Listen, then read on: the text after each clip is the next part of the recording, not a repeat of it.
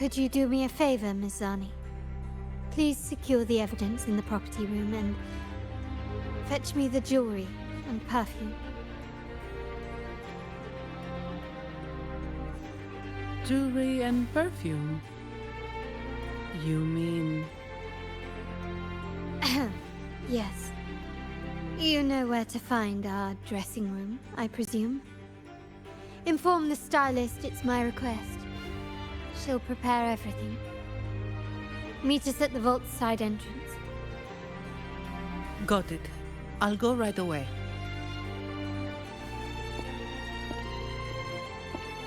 On to the real matter. Surely you've sensed it. A darker force lurks behind both the Order and the Phasaelius. The Fraxidus. Correct. We Montellis have had some unpleasant encounters with them. Their motives remain shrouded, yet the Order and the Phasaelius clearly benefit from them. The Montelli family's interest aligns with yours. An uninterrupted Karneval for you, an unfettered Raguna for us.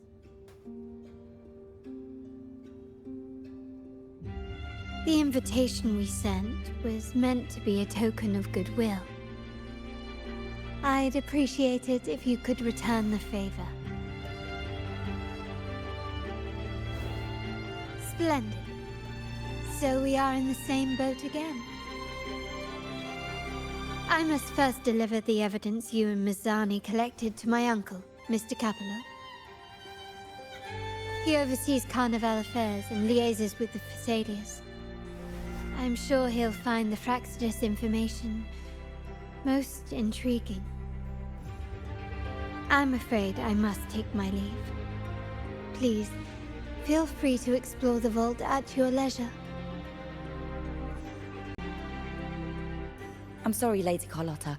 I've just confirmed with the office that Mr. Capello is not in the vault. I see. That's quite all right. Please inform me the moment he returns. Understood. Oh, Rover. I'm afraid we've hit a slight snag. I just learned that Uncle Capello was called away on pressing matters, so we won't be able to see him at the moment. This does alter our plans, but worry not. I already have some other surprises up my sleeve. Please, come with me. We need more privacy. Rover, remember Gilberto? Yes. Thanks to you and Miss Zani, he could not escape and is now in our custody. The family gave him a rather spirited welcome. As it happens, his bravado crumbled quite quickly. Once he saw the Nimbus Sanctum restored, he sang like a canary. Your quick action has secured us vital intelligence. To put it simply, Gilberto revealed that we have traitors in our family.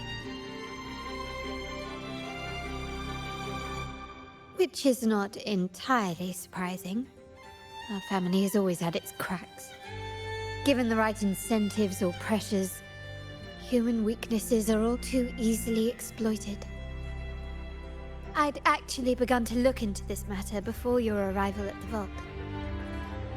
And now it's confirmed that the traitors are in the vault's tuning room, doing what they believe to be secretive with the help of the Fraxidus.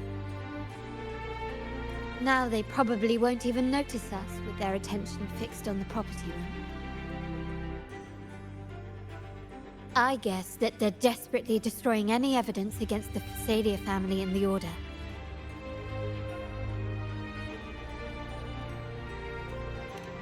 Thank you. Right. As for the next move, I have a plan. There's an alternate passage into the vault leading straight to where they are. We can surprise them when they least expect it. But I can't manage this alone. I could really use your help. I'm glad I have you with me, Rover. Please, take a moment to prepare, and I'll see you at the entrance.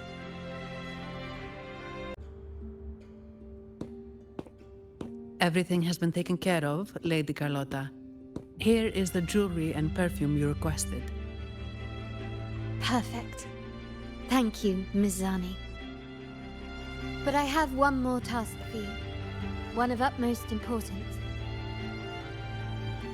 I need you to guard the property room and stop anyone who attempts to break in, whatever it takes. By force, if necessary. Is someone targeting the evidence? Relax. It's only a precaution. Leave it to me. I'll make sure no one touches the evidence.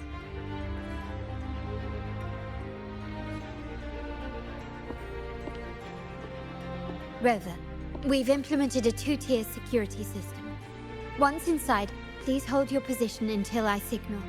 I'll clear the path for you from above. Then you may need to use the terminal to unlock the path on my side.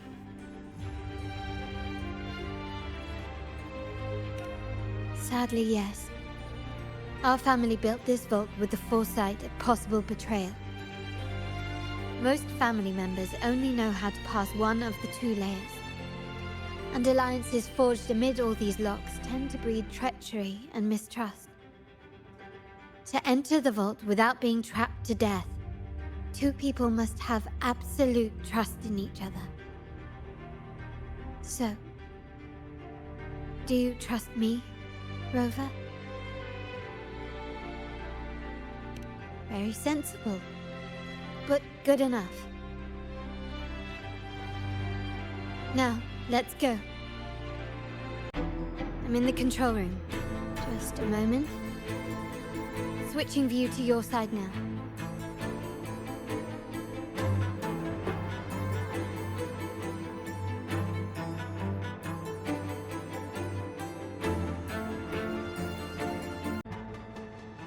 I'm at the monitor.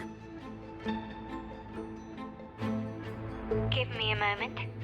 I'll upgrade your access so you have control of the vault systems. Looks like some echoes are approaching. Stay alert.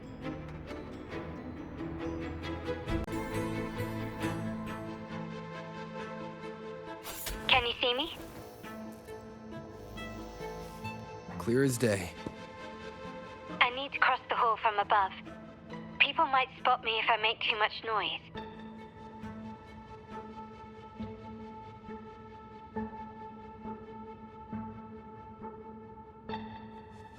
So, could you maneuver these chandeliers to form a pathway for me?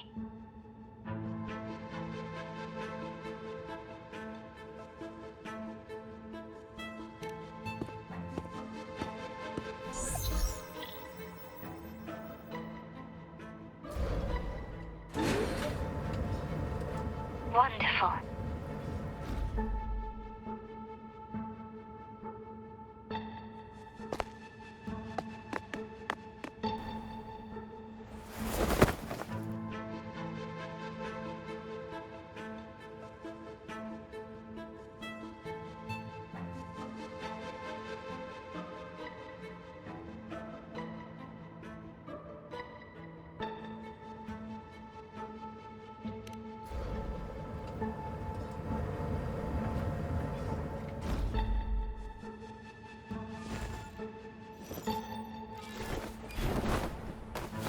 Perfect.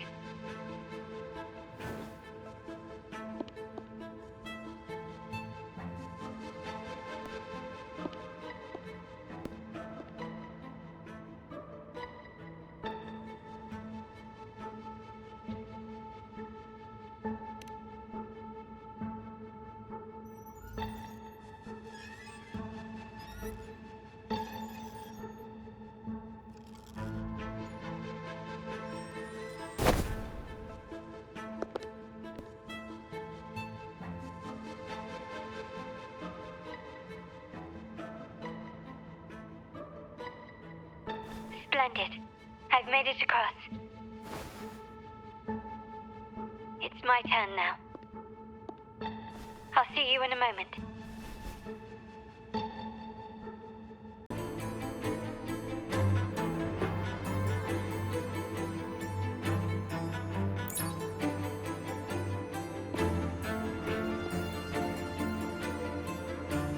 The door should be open, Rover, and we'll soon meet...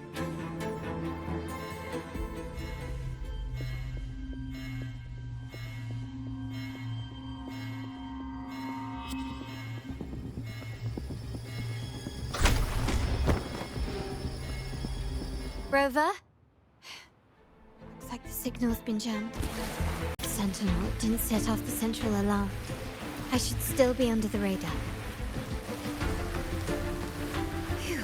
And it saved me some footwork. Half is blocked. Wall dashing seems to be the only option.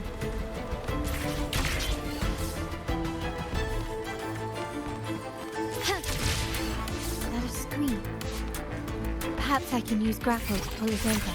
The future of Renacita rests with all of us. And the Montellis will make sure everyone has an equal share of it. Raguna will enter a new era united. United under the promise of our terminals.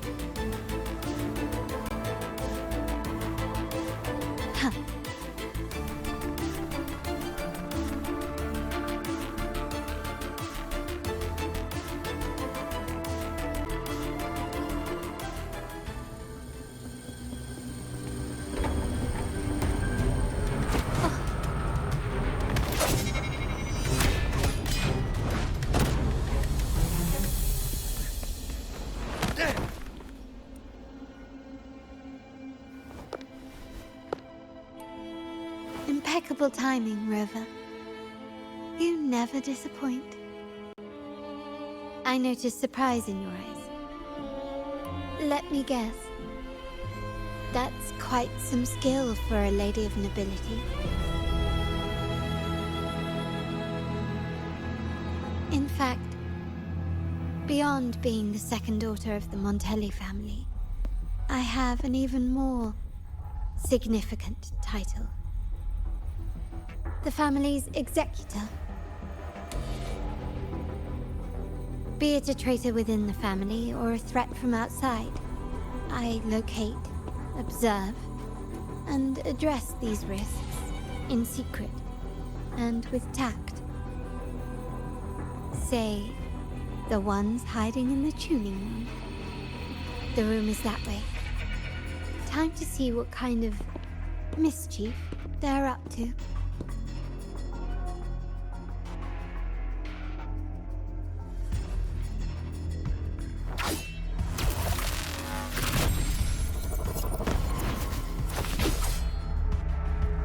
Seems they've left a little surprise for us. But if they think this will stop you and me, then they're gravely mistaken.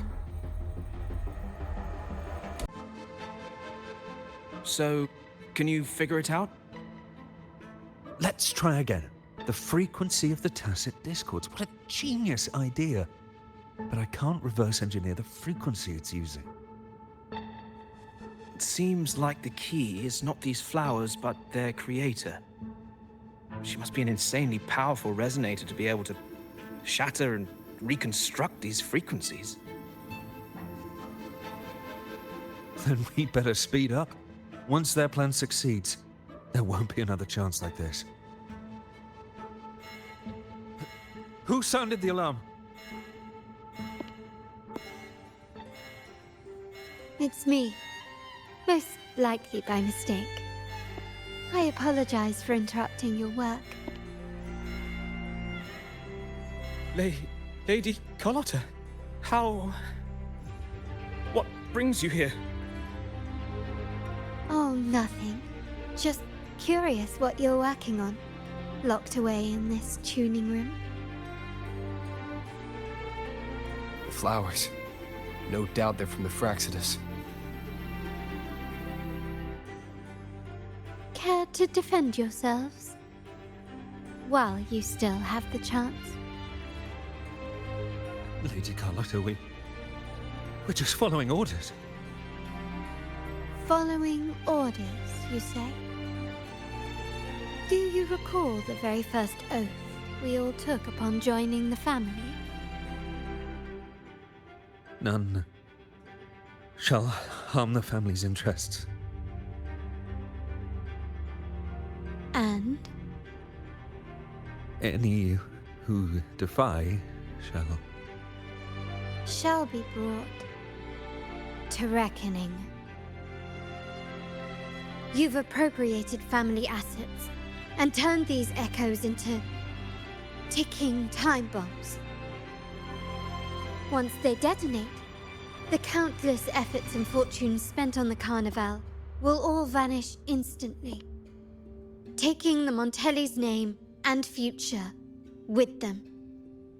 Lady Carlotta, please, we can explain. What's going on here? Oh, Lady Carlotta. Just in time. I found some family traitors. But hold on. I have a few more questions for them. I will only ask once. Who are you taking orders from? I only know he's one of the top brass in the family. Always using encrypted channels and ordering us to pick up flowers from masked strangers. How many of these echoes have you made? A lot. The first shipment reached the venue as early as a week ago. They look so identical to regular ones that even we can hardly tell them apart.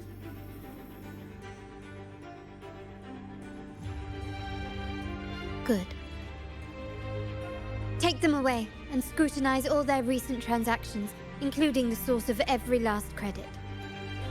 Then handle them, as per the family rules. Yes, Mom.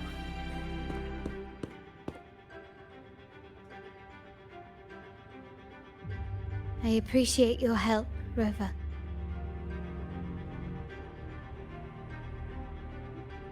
I knew those tuners wouldn't dare do this alone. Someone far more dangerous is pulling the strings. Using echoes to disrupt the Karneval. Having family weakness on a silver platter. Enemies within are far more deadly than those without. Their schemes won't prevail. I will not sit idly by and watch them ruin the long-awaited Karneval. We're done here. Let the guards take care of the rest. So, Miss Zani mentioned you heard the Sentinel's oracle when you met the Vitrium dancer. Yes. Not directly, but close enough. The seasoned artisans in our family restored the Vitrium dancer you retrieved and discovered something fascinating in its records. Come with me. This might answer your questions.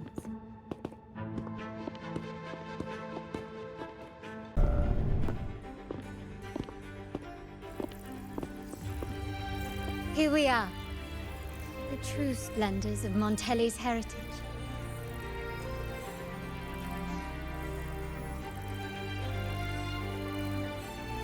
Are these all echoes in the cases? Yes. And no. They are echoes, but also the promise of Renacita's future. And above all, freedom. Renacita may be a fledgling country, but it boasts centuries of history. Its foray into the wider world, however, only began a few years ago. Don't you find it peculiar? Renacita, the land of echoes, leads the world in echo technology, yet stands so insular and unadventurous. What do you suppose is behind all this? The echoes themselves. Sharp as always. Renacita's common echoes are bound to Genesis Nexus, making seafaring with them almost impossible. But Their power is essential for dealing with tacit discords and other threats at sea. You could say the reliance on common echoes has shackled our ambitions to venture beyond our borders. To break these shackles, the Montelli family has invested in reserved terminals. It's not about short-term benefits, but the future for the whole of Raguna. The Order has monopolized the use of common echoes and kept a tight leash on reserved terminals, claiming that individual ownership would sully the sanctity of the echoes they so fervently preach about. But you see their real objective, don't you? To keep Ravensearcher isolated so they can shape its entire narrative.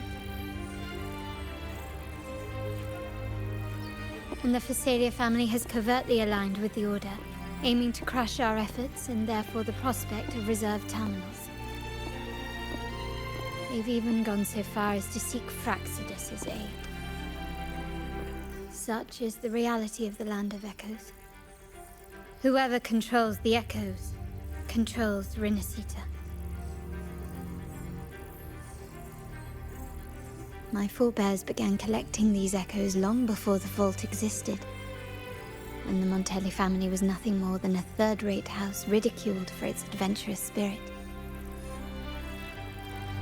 They ventured out to sea for trades and got their hands on terminals of the most basic model. From there, they've been tirelessly collecting echoes and advancing the technology. Brick by brick, they built this enterprise that you see today. You're probably wondering how this relates to the Vitrium Dancer. Well, the one that came to you at the Karneval rehearsal is among our family's earliest echoes. As both the first Vitrium Dancer and the prototype for the frequency tuning of all subsequent models, its value is truly unparalleled. It was never meant to be deployed, and should have been preserved here in a case forever. But somehow, it found its way to the Karneval, just to meet you. So, you're saying... This is no coincidence. I can only assume it was the design of Sentinel Imperator.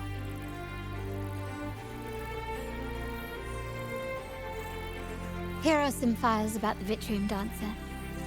Perhaps they can offer you some insights.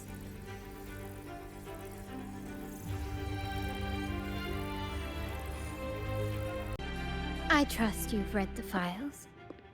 The original tacit discord for the Vitrium Dancer emerged from the frequencies of shattered stained glass in the tower ruins, a place forbidden by decree of the Order. Before the Codex era, those stained glass windows were used to depict the tales of the Sentinel. Out of all of the echoes, they chose the Vitrium Dancer to deliver their message. Because...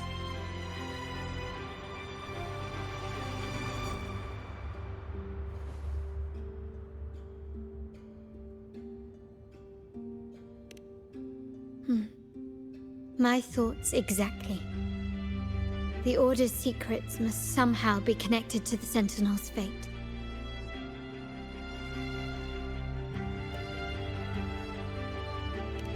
The Montellis have long pursued the buried secrets of Ravensearcher. The Order's tampering with the Codex, and the mysterious erasure of the Age of Ignorance and the Age of Conflict from our history. If anything can break the chains around Ravensearcher and grant freedom to all, it must be the truth.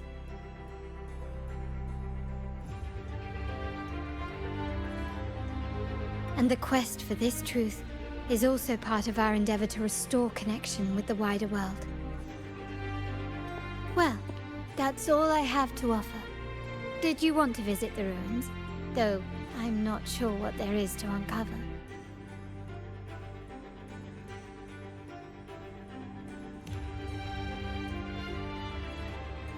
In that case, I'll accompany you.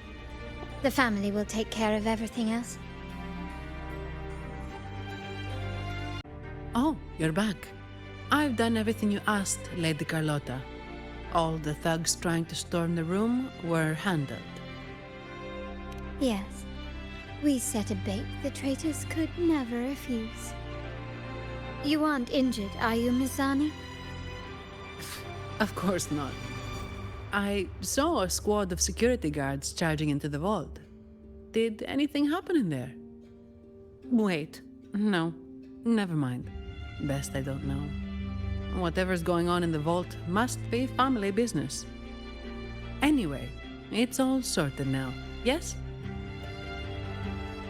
Yes. Now you can take a break. I've spoken with Mr. Alberto, and he's agreed to grant you a very generous vacation. Oh, I don't really mind. My pay already came through. But vacation is always a bonus. Thank you. These adventures beat office life by a mile. What? Is that the central alarm of the vault? Could be a backup plan from the traitors. Shall we see what delights they've cooked up for us?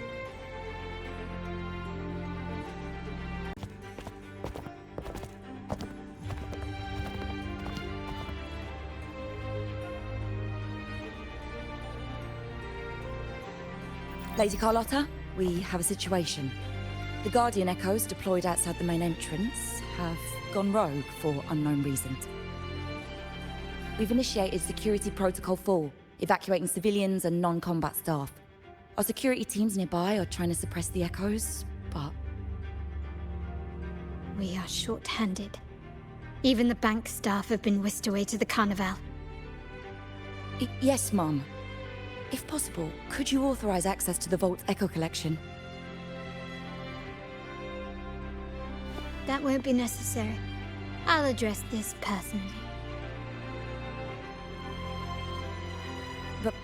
But your safety? Don't worry. I've got her back. I'm with the bank's security team, and I've handled my fair share of these emergencies.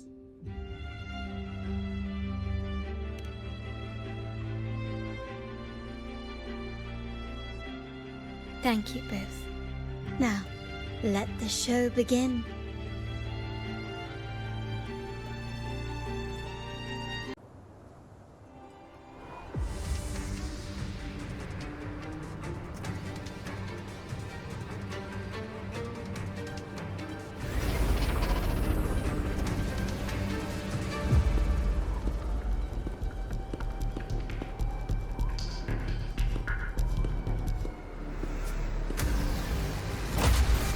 Make it quick and clean. Copy that.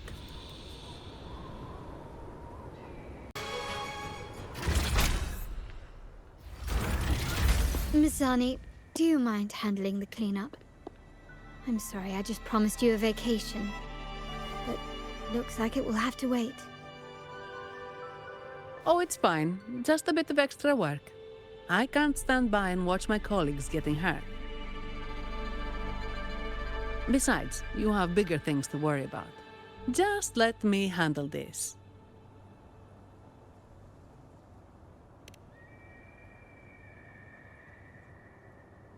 Yeah. That's the burden of being good at my job.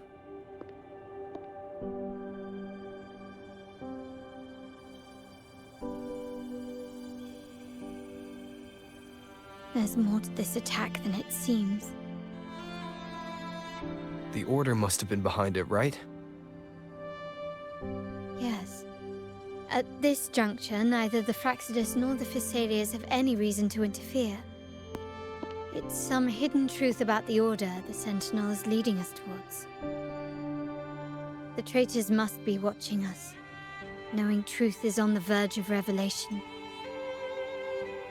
I have a feeling that whatever's coming next will not be easy.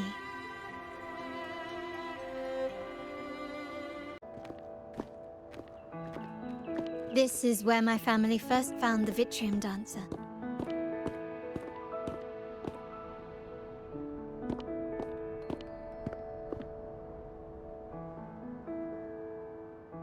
What do you see in the shattered stained glass?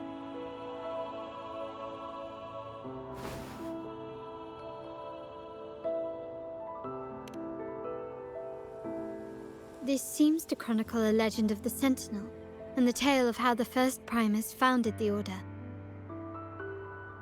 I've learned of this history before, but many details have faded over time.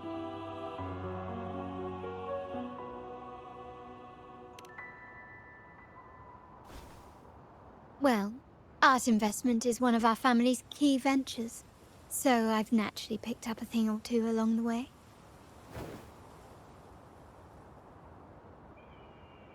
There's a stone tablet over there. It might offer some clues about these stained glass images. This ancient stone tablet bears inscriptions in the ancient Rinascita language, which translate roughly to...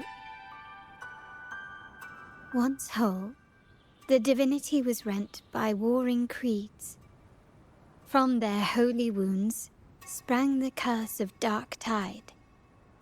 On this day shall I depart. Though the woes of Rinascita yet endure, the shattered divinity hath chosen their herald.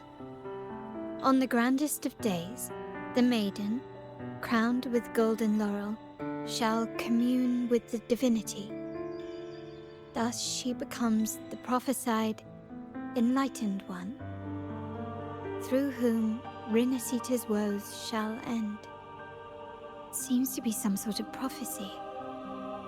We might have to piece together the clues from both the stone tablet and the stained glass to unravel the secrets. These ancient relics that spawn tacit discords often carry special frequencies, likely the key to restoring them. Let's use the terminal sensor to reconstruct their frequencies and align them with the tablet's inscriptions. It's done. Now, let's see. Looks like these stained glass images recount a tale about the divinity. Wait, What is it? it's just... the content is rather peculiar. I'll translate it for you. Together with the inscriptions on the tablet, it should be... In the earliest days of Rinascita, there were two divinities. One rules the sky and the other the seas, eternally at odds with each other. Amidst the turmoil they wrought, Rinascita evolved. In those times of legend, people waged war over their disparate fates. All this was ended by an unprecedented TD outbreak. The Dark Tide, so was it known.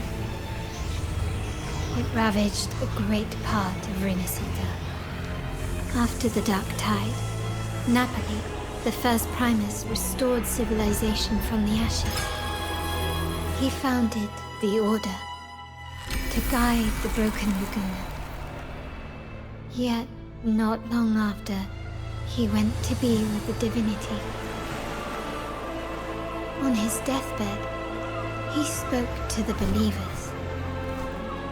Once whole, the divinity was rent by warring creeds. From their holy wounds sprang the curse of dark tide. Though the woes of Rinascita yet endure, the shattered divinity hath chosen their herald. On the grandest of days, the maiden, crowned with golden laurel, shall commune with the divinity. Thus she becomes the prophesied enlightened one, through whom Rinascita's woes shall end.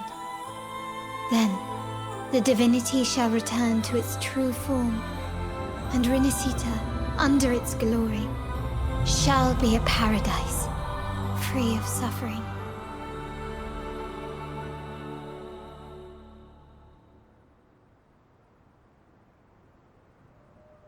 Rinascita has two divinities. I've never heard of such a thing. The Montelli family archives hold many documents on Rinascita's past, yet none mentioned two divinities. In Ravenna, The common belief has always been that Sentinel Imperator is the only divinity of Renacita.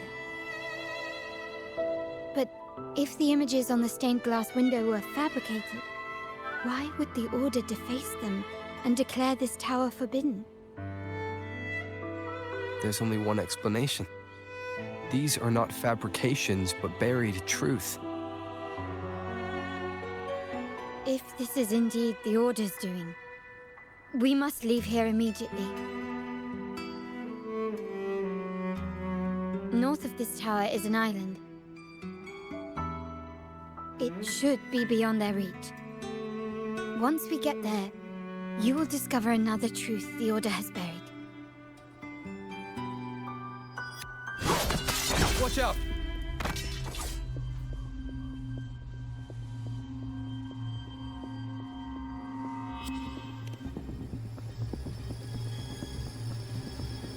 Interesting. They're here even faster than I anticipated.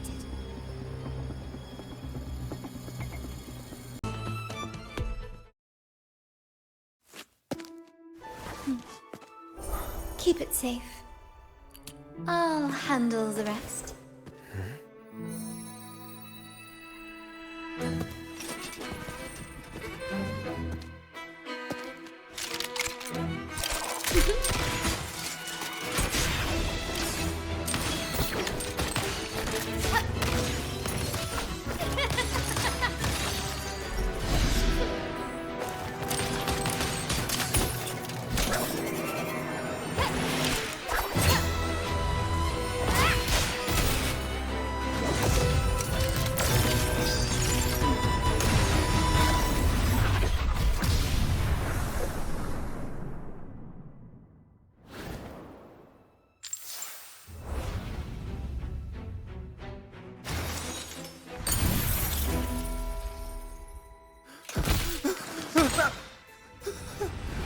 Speak.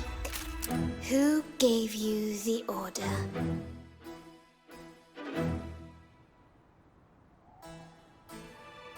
Look at what you've done. Distorting history. Usurping the Sentinel's authority and colluding with wretches. Who are your accomplices? The Fraxidus, the Physalis, and even some of the Montellis. Am I right? Ahem. Well, I'm afraid I don't understand, Miss Carlotta. It seems you too are lost to madness and hallucination. If you find yourself confused and desire the Sentinel's guidance, I would gladly arrange a personal pilgrim sail for you. Ah, so this is how you treat those truth seekers. Banish them in the name of pilgrimage. Please, lower your weapon. There is still room for discussion, is there not, Miss Carlotta?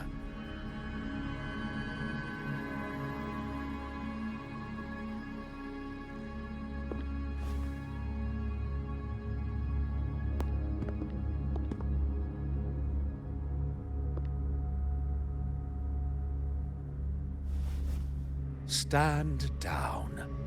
Enough blood has been shed today. Imperator would not revel in senseless sacrifice. The pilgrim's sail is for the transgressors to seek rebirth, not for you to threaten our friends. Repent for your reckless words. Forgive me, Brother Alessio. Ah, honored guest. You have been misinformed, as the truth is not what it seems. My Lord Fenrico has arranged your audience with the Sentinel. Why not hear the Sentinel's wisdom for yourself?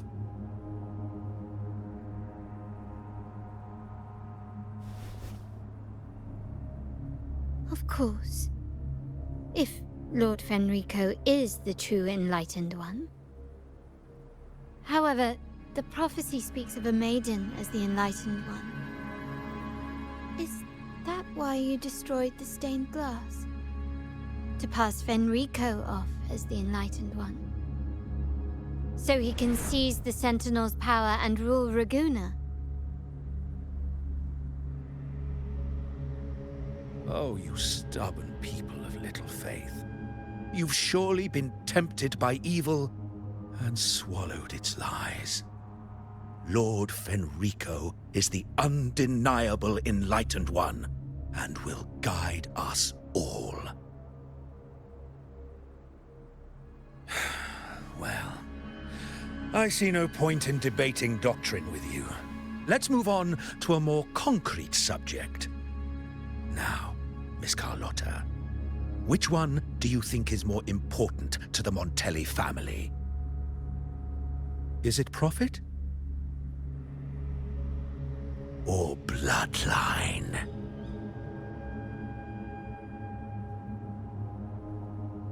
How? That's Uncle Capello's pendant. What did you do to him? Good question. What did we do indeed? Quite a faithful one he was. Wouldn't hand over this pendant, the emblem of his faith. But we managed to persuade him. Whether he should be deemed faithful now depends entirely on your actions. And you know what will become of him if we decide his devotion is weak and unworthy.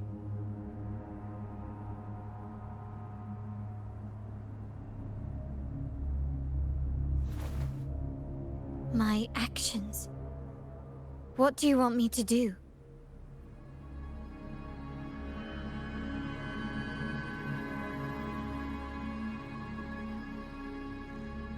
Raise your weapon, faithful Carlotta.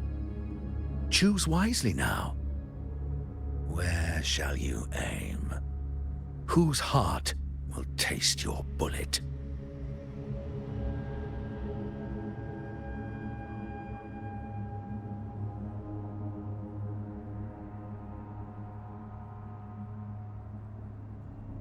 Good. You are a smart one, Miss Carlotta. Carlotta? I'm sorry. Even though the time we shared was very memorable. Excellent. It appears you've made the right choice, as any true Ragganese would. Honoring blood and faith alike. Pull the trigger. End this transgressor's life. The Sentinel shall host a supreme banquet for you in the high heavens.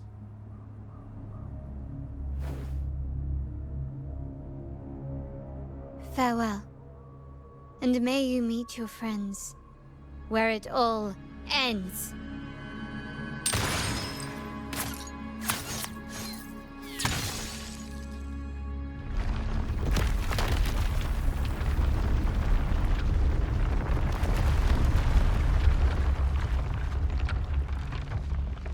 You've disappointed me, Miss Carlotta. There's a saying in Raguna, even the finest bullet can miss. It was only a mistake. So be it. I shouldn't question your faith over such a mishap. It is, after all, insignificant in the grand scheme of the divinity. Let us bear witness to the moment divine wrath descends from the heavens.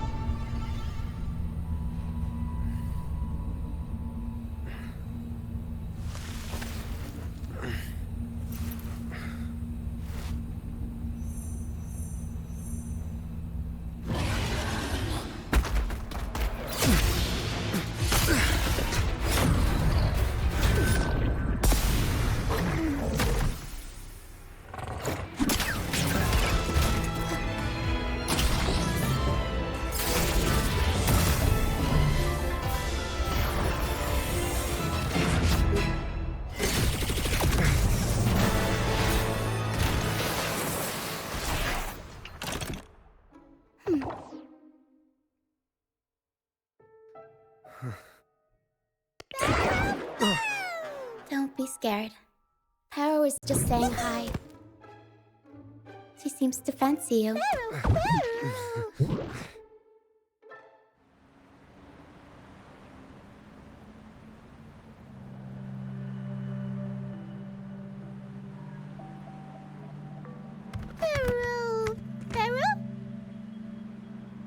I'm not exactly one for formal introductions, Paro.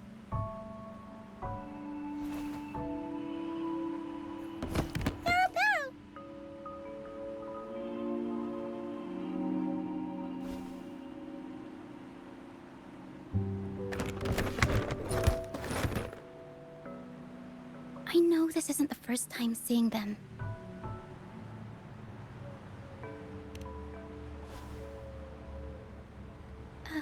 Hello, I'm Ochia. We've met before on Brand's ship. I was in this box.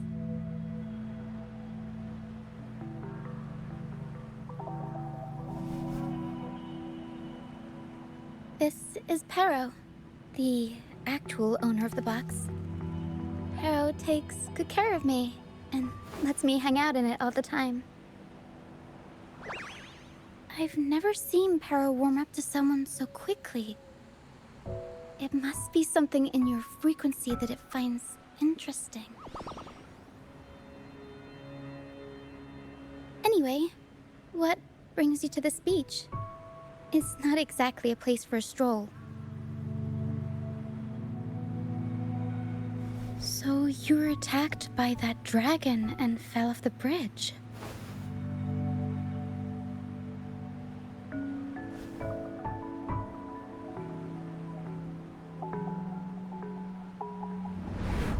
I'm guessing it was Abby who saved you. It probably exhausted itself and retreated back into your body to rest. I can still sense Abby's frequency, even if it's faint. What triggered Abby to come out? Something it could absorb? But then, why didn't it work?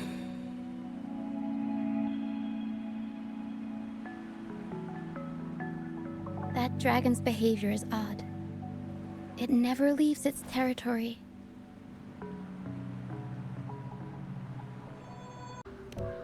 Long ago, this place was a sacred spot for the Order's pilgrims. Then, the dark tide hit, and all those reverberations left behind twisted things up. The remnant clouds from the Sea of Clouds drew hordes of tacit discords here. Now, their whispers fill the air, turning this once holy place of pilgrimage into the penitent's end. This Dragon of Dirge is a local tacit discord. It grows by feeding on the others. We were supposed to pick you up like Miss Carlotta planned, but things went sideways.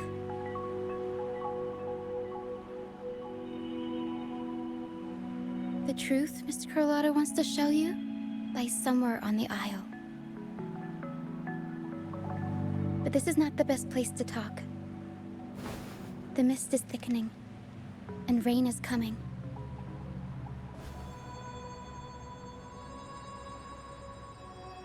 The mist is dangerous here. It traps reverberations, and when it collects enough, they quickly form into tacit discords.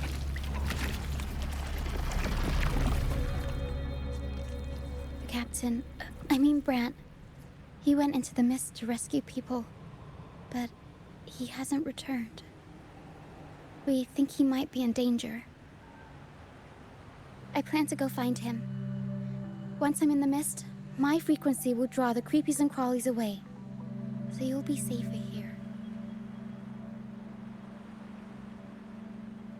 Just in case, take this to mask your frequency and defend yourself.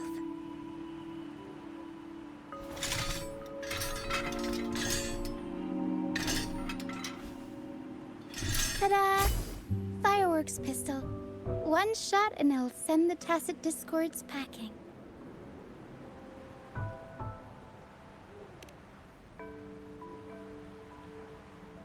It's easy to use. You want to see the upgraded version? Ta-da! Magnum fireworks pistol.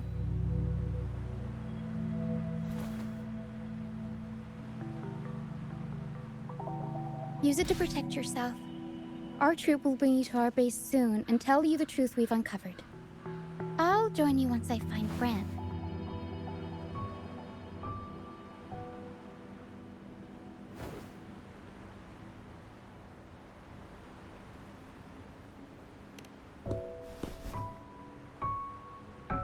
But the mist is dangerous.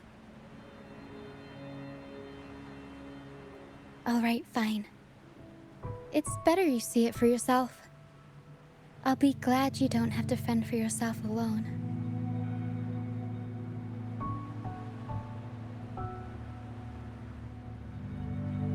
See that lighthouse? It's the only safe place in the mist. We'll head there. Bran might have taken shelter there too. Once we find him, we'll find the truth you're after.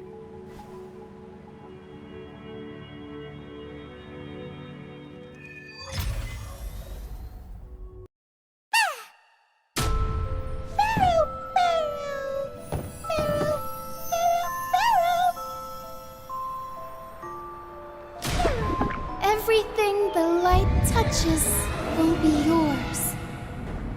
Gaze all around on a realm of pure creation. But a sky of gloom bears witness as the bells of the convent chime. All you once had made is proof now of your crime.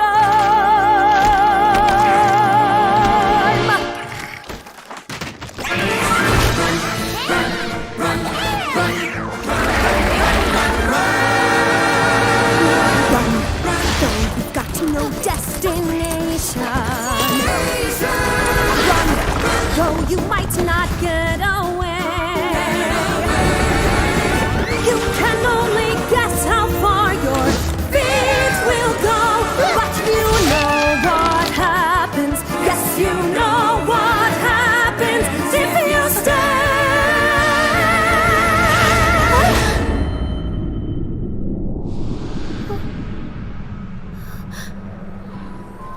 Drawn to a hope in the distant scene, escape is an endless road. Send up a prayer that some good comes from the eager seeds you've sowed. But the final die is cast. The end is coming fast.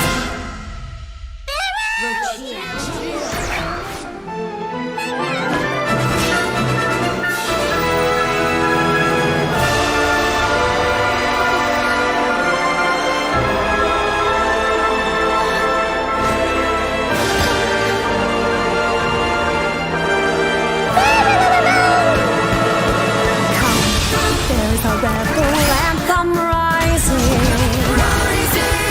Come, join the ranks and storm the stage. It's the final act before the curtain call. Let that dance keep going. Paint on canvas flowing. Let the song keep rolling off the page.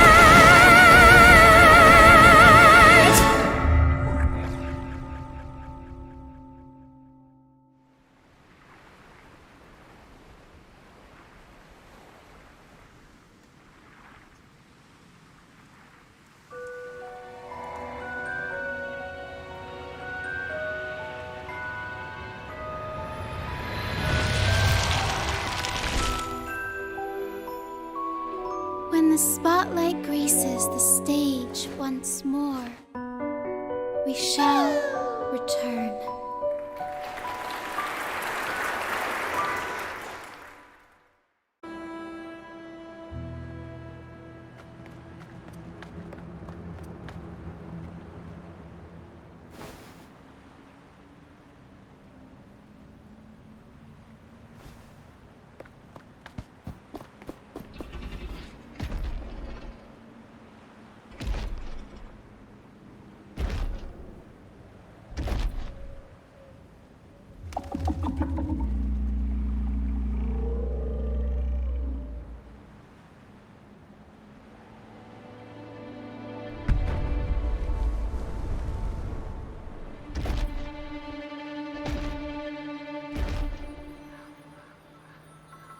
Did it lead us this way because it sensed the dragon?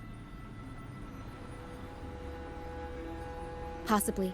Phantoms are sensitive to frequencies, so navigating the mist is second nature for them. The game isn't over. Here, come quickly. I think I figured out what they're doing. We'll be out of the mist soon.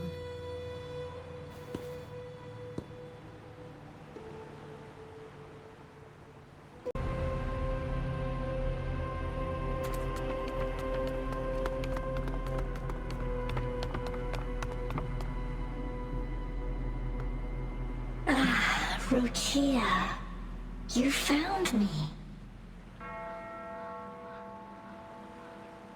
I'll always find you, but maybe don't do this again next time. Why? Isn't this your favorite game? I wanted to play with you. I know, but as your friend, I worry about your safety. My friend? Excuse me. Are you Rochia's friend? Ah, how wonderful. You're not alone anymore, Rochia.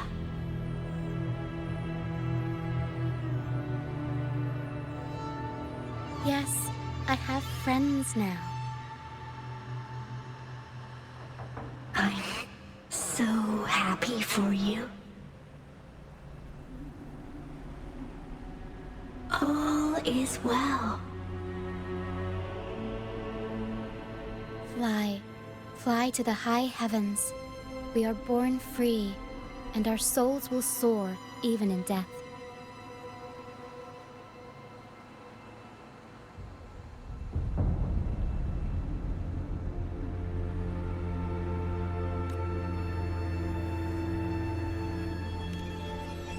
Golden phantoms are reverberations, mixed with the frequencies left behind by people who've passed away.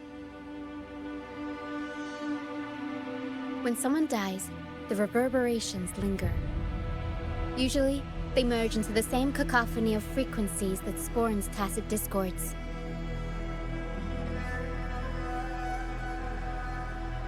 But sometimes, a trace of their final will remains, and the mist shapes this into phantoms.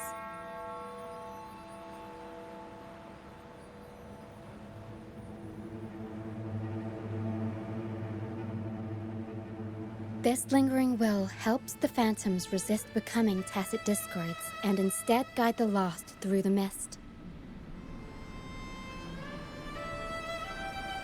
If the mist clears, they'll vanish. If the mist lingers, their fate is sealed. It will only be a matter of time before they merge with other reverberations and become tacit discords.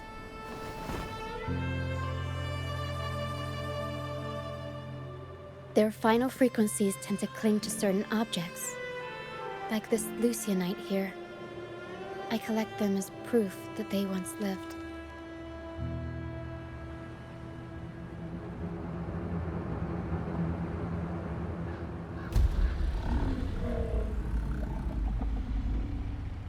Otherwise, the dragon will devour every last trace of their frequency.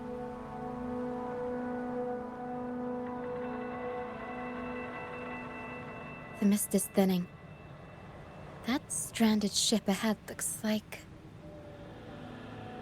A pilgrim sail. Why is it here? In Raguna, those who break the law are sent to the Order Tribunal for sentencing. Those who violate the sacred doctrines are branded as fools and sent away on the pilgrim's sail.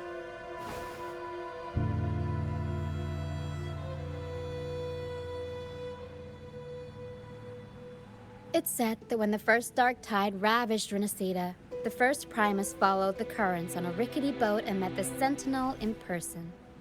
That's where the pilgrim's sail tradition came from. Now the fools retrace the Primus's journey, reflecting on their mistakes along the way. There's a strong undercurrent around this isle, likely caused by that first dark tide. It drags all pilgrim sails here unless the ship's course is altered.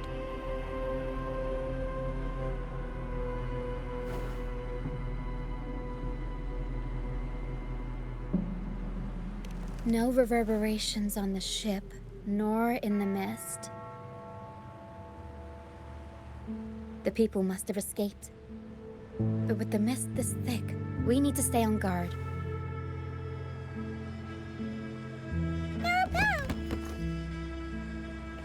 This way. Head to the lighthouse. I hear the sounds of fighting. Watch out. Tacit discords are gathering.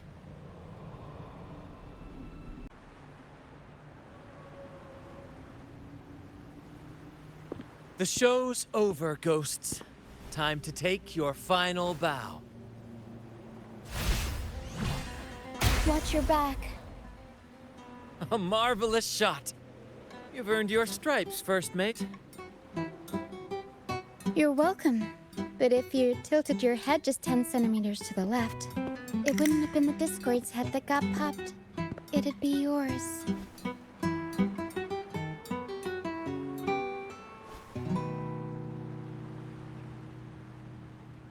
Not on your watch. Besides, fortune always smiles on me. Except in bets. And we've crossed paths with the rover again. Can't get luckier than that. We shouldn't have let him get caught up in this mess.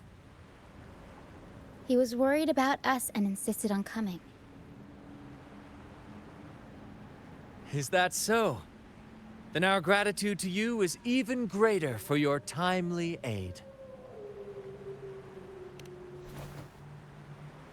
To find the brightest truth, one must delve into the deepest shadows. Such bravery deserves to be hailed, my friend. Where is everyone on the Pilgrim's sail? I was patrolling the coast earlier when I saw their ship drifting into the mist. Time was against us, so I departed alone without alerting the crew. Thank you. Don't be afraid. You're safe with us. You've got some skill, you know, holding your own for so long in a trial against the Tacit Discords. Trial? I don't buy into the Order's nonsense. I've worked hard all my life and stayed true to the Order's teachings about forsaking earthly pleasures for divine favor. And what do I get in return? Heavier taxes.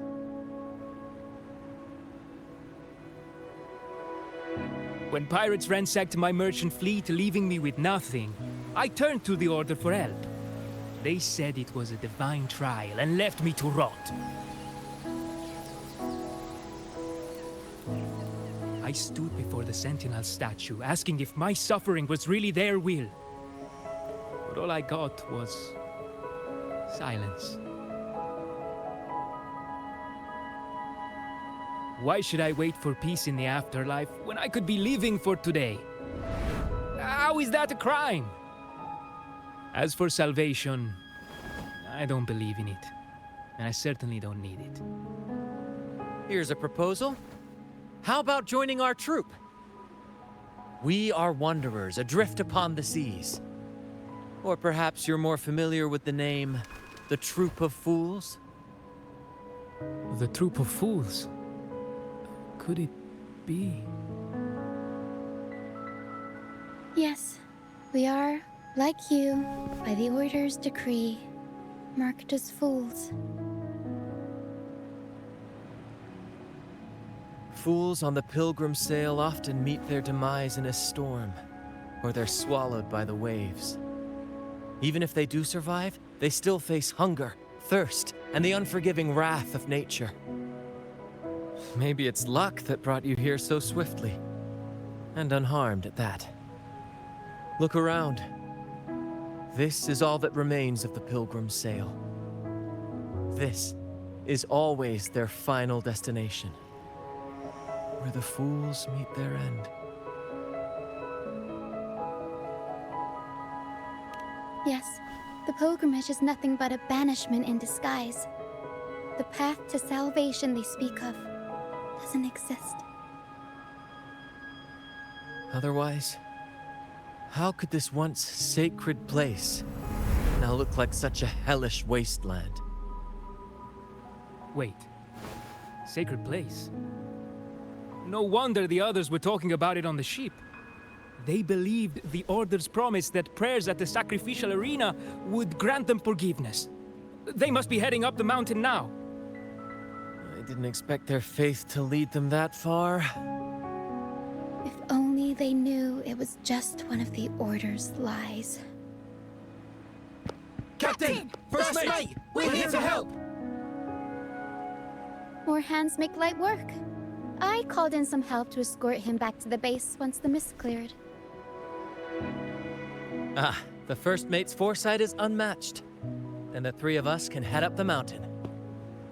But beware, my friend. By the end of this pilgrimage, you will witness the Order's cruelest deceit.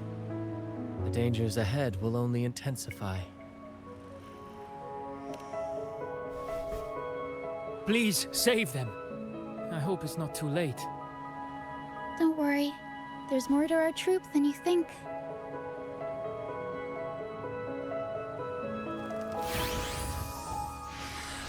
This wing ray can fly us up the mountain.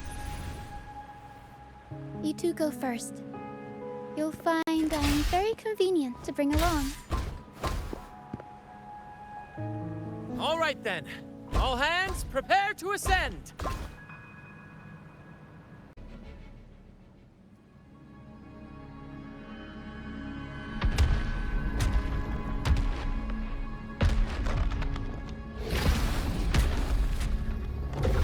Oh, Divinity above, please have mercy on me. Is this some kind of test for me? I see. No matter how harsh the punishment, I'll take it. Even if... Even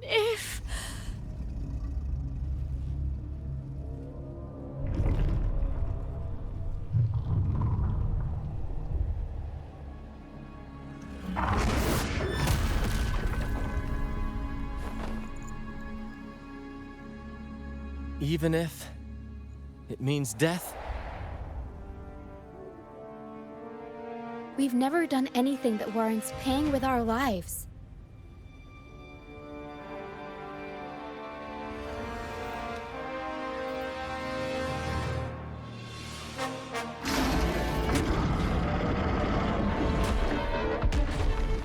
I'd wager mercy isn't on the table. However, in the face of danger and adversity, the stage is set for our grandest act.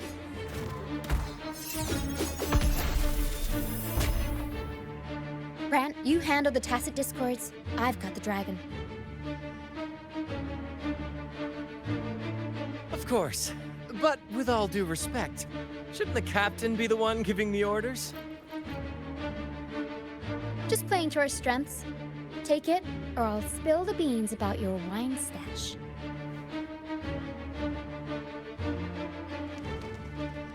Why, aye, first mate.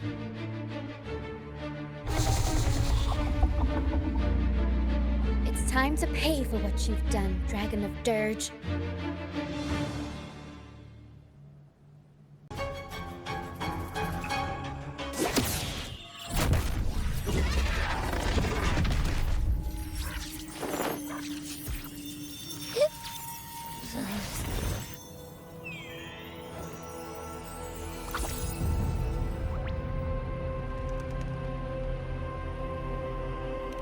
Of course! You think that little lizard could take me down? I just took a nap after eating its frequency.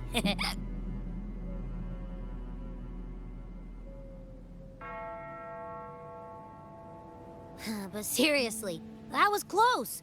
The fire it breathed almost singed your hair. Good thing I was here to back you up.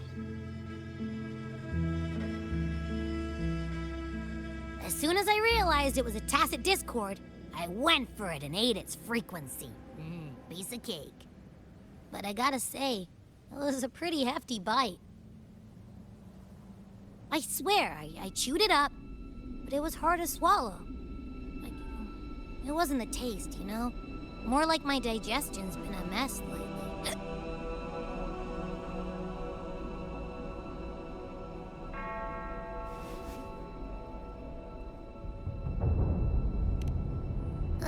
That's not the point. The real deal is, I found something crazy in its frequency. You said you somehow experienced empathy with the Tacit Discord back in Jinzhou, right? How about trying that again with this guy?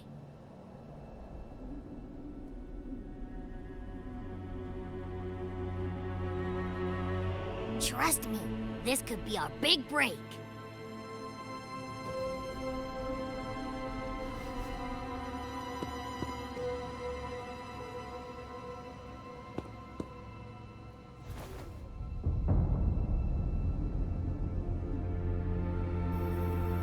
Gehenna, a wretched soul mourned by none.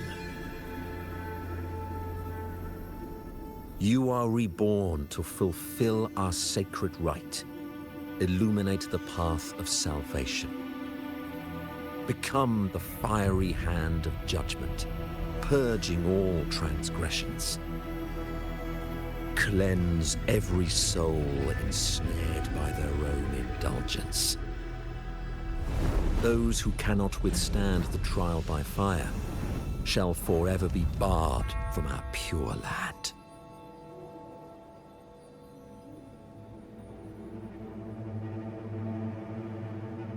See? I wasn't lying.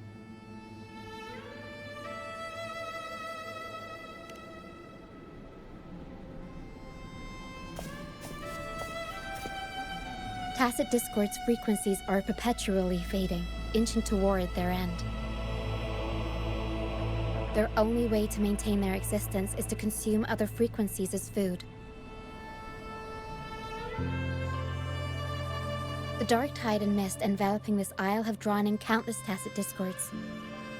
Their frequencies should have been enough to feed the dragon. If what you saw is true, then the Order must have used some trick to control the dragon, making its frequency fade away faster than it should. That means they could be responsible for why the dragon began attacking all living beings, including humans. In time, it ended up becoming a harbinger of death.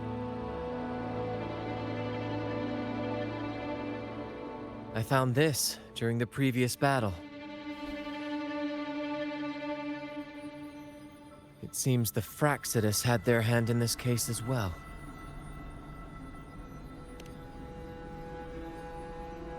So you know them too. Seems we have much to discuss. Our troop usually earns a living by performing on the nearby islands. Sometimes we take on escort missions for merchant ships as well. That's how we first got acquainted with the Fraxidus. At first, they were just lurking about, raiding ships. But as the Karneval drew near, their actions grew suspicious. We noticed them lingering around a certain sea. Remember Cetus the Tidebreaker? The creature that attacked you when we first met? After we parted ways, we went searching for it to find out what had gone wrong.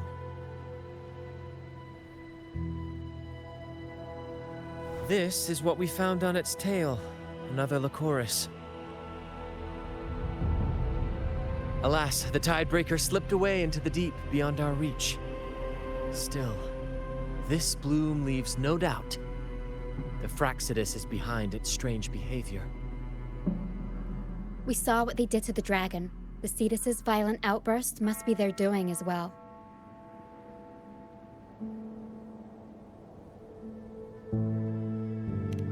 They say the Karneval is a ceremony to resonate with the Sentinel. Those who claim the laurel may be graced with a miracle, a direct communion with the divine. At first, we thought you were merely a curious traveler, intrigued by the Karneval and our sentinel. But now, seeing how far you've come, there's more to your quest, isn't there? Our troop has always sought the laurel, and we won't sit back while others threaten the Karneval. If they're your foes, then our paths align.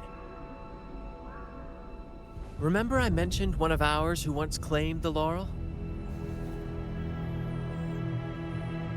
He wasn't with us when we first met. But once we reach our base, you can speak with him about the Sentinel. It won't be long now. After such an adventure, a well-earned rest awaits.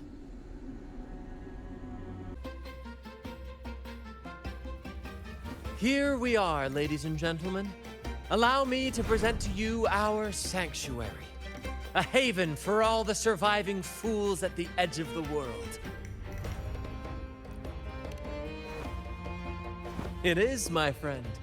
We built this place from the ground up, and I dare say it's a triumph worthy of the ages. The mist does shield us from the Order, but it brings its own set of problems. Precisely why we must tackle its effects without delay. By the way, if you'd like to speak with Mr. Bardolino, our laureate, you'll find his tent deep within the base. Feel free to talk to the others while we handle our tasks. We'll catch up once we're done.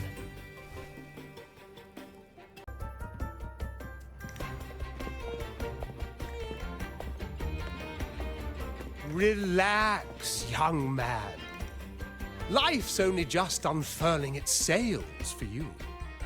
Why sit there like one of those dour statues in the Order's halls? Don't be afraid to show a little spark. I was just thinking about my future. Is Raguna truly lost to me forever? Some have found their way back, but under the Order's watchful eye. Is that really what you want? A life without freedom? Listen, you don't need a grand stage to leave your mark. A true Raganese can turn even a ragged tent into the finest theater. That's what I'm preparing to do.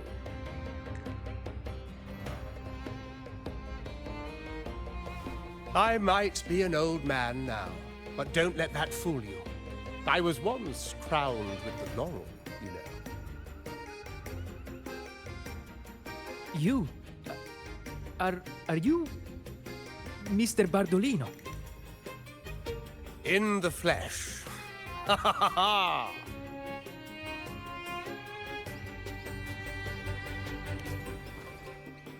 As I took my final bow on stage, a bright light pierced through the clouds, shining down from the sky.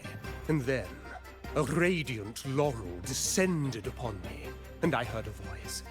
It was the Sentinel's voice, ringing in my head. I asked them a question that had puzzled me since childhood. The ultimate philosophical riddle.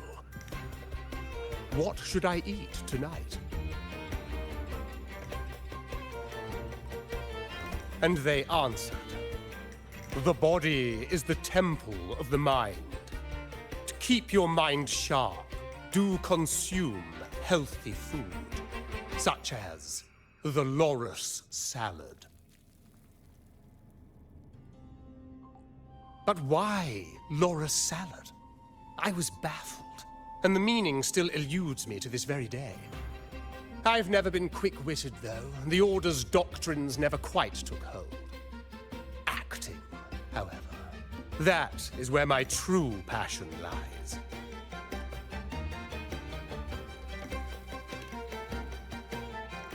But why did a blessed laureate like you get banished by the Order?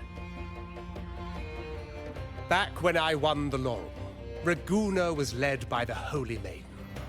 She promoted all sorts of grand celebrations during the Karneval, an unceasing tide of revelry. Stages sprang up on every corner of the city, performances dancing through the streets, and shops adorned in vibrant hues. Even on rainy nights, you could still hear music playing in the square. Some performers wove their critiques into their acts. Sharp as she was, the Holy Maiden noticed. She refined city policy with each whisper of dissent.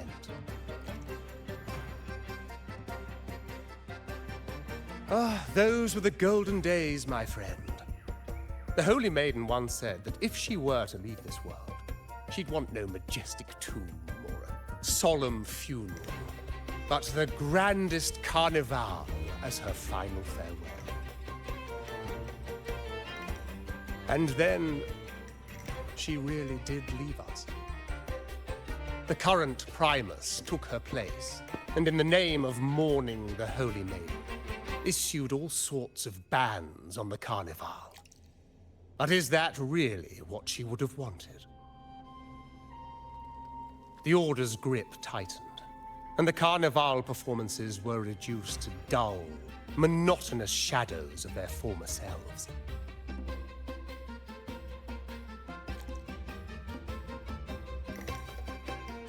One year, I strung a wire from a gondola to the top of the clock tower in Liberty Square, and another from the tower to the Thessalia's mansion. Then, I disguised myself as one of the LaGuardia to fool the acolytes, and climbed to the roof along the wire. Midway through the Order's performance, I hopped on a wing ray with a cloudcaster, showering the entire city with flowers.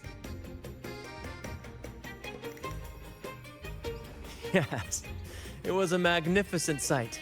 The wing ray soared higher than the acolytes could reach. They couldn't do anything but watch golden pink petals rain from the sky for 3 whole days. They struggled to clean up the flowers from the streets, and it took a downpour to wash them all away. That cloudcaster, adapted from a music van, became the prototype for the one we use on stage today.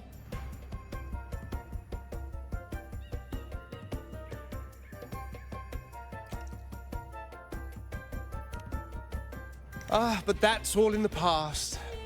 To this day, I'm still not sure what crime they pinned on me. Maybe walking the wire without protection?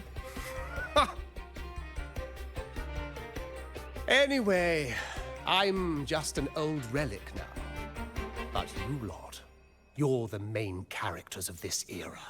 Facing down every obstacle with fire in your bellies.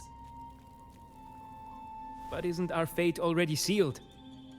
Without the so-called salvation the Order preaches, we're doomed to our banishment. Just lost souls, dying in obscurity. Life is short, and we weren't born just to atone. The Order may banish us, but they can't take away our right to sing.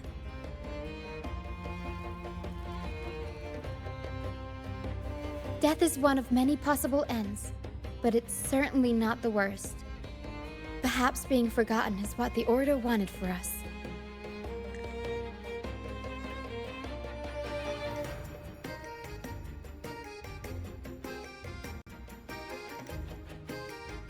They want to erase all traces of our existence, grind us into dust and drag us into the abyss. But we'll fight the tide and live our lives to the fullest. Members of the troupe may come and go, but they never truly left us. Their deeds and songs are passed down through the ages. One day, our voices will echo across every land. Our words will reach every corner of the world. And by then, even the tacit discords in the stormy sea will know our names. That's the spirit, boy! Even if I can't earn myself a proper title, I'll become Rinasita's most enigmatic legend. When I'm gone, I'll leave behind a coffin that sings. Or maybe turn into a lark singing every day and night.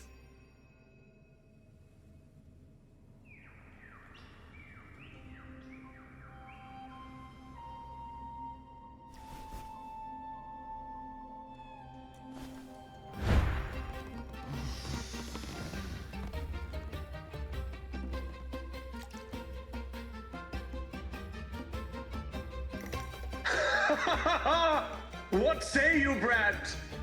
Do you like this stage design? It could be used for this year's Karneval.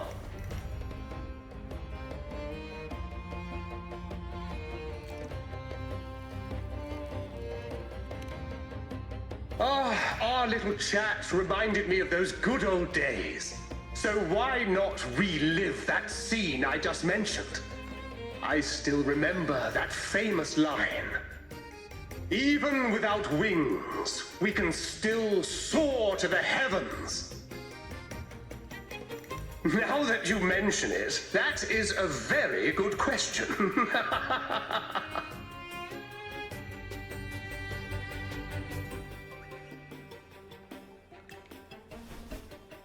Please don't mind him.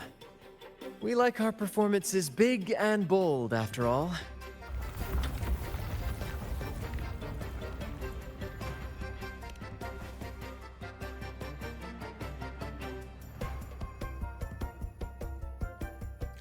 That fight with the dragon probably messed with the mountain's stability.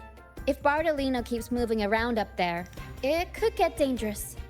We need to find a way to get him down, and fast. We might need your help with this. Taro should have some useful items in her box.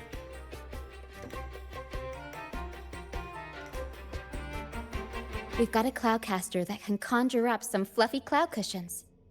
They'd make the perfect stairs to reach Mr. Bardolino, or catch him for a soft landing. But some of its parts have been borrowed by other troop members.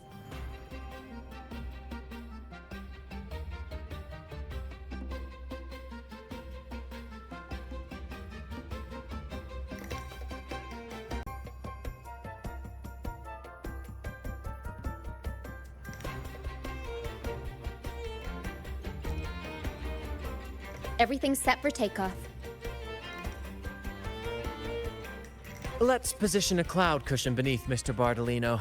Then we'll pop the balloons and bring him down safely. Although we might need a bigger cushion. The Cloudcaster's resonance unit responds to song. The louder our singing, the more powerful the effect. In that case... All right, friends, old and new, come and join this sing-along!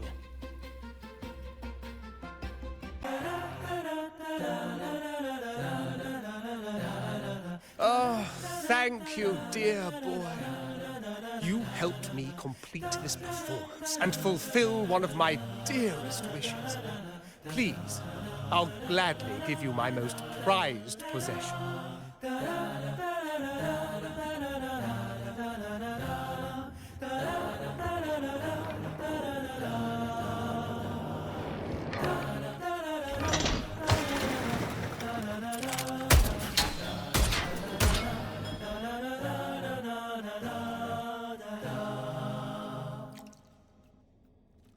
Apologies for my late arrival to such a magnificent performance. Did I miss anything? Oh my, oh my. What an honor to witness the beauty of our generous benefactor. Thank you, my lady, for rescuing this humble soul in his moment of need.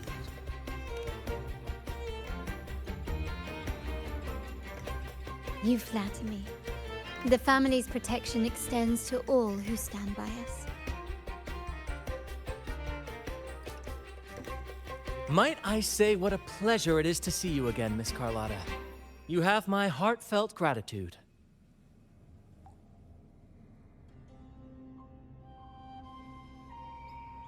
Is everything going smoothly with your family, Miss Carlotta?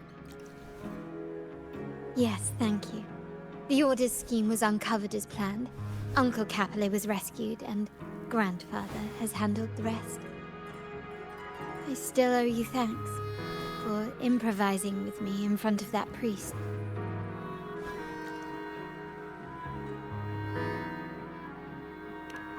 You've got a sharp mind. No pain, no gain, as Grandfather used to say. I'm pleased we're on the same page.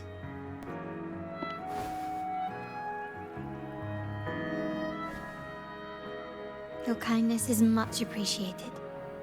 The Montellis won't forget this. In return, I'll share everything I know.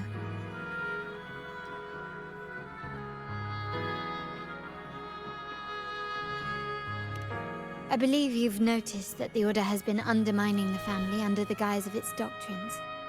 Alienation, monopolization, just a few tricks up their sleeve.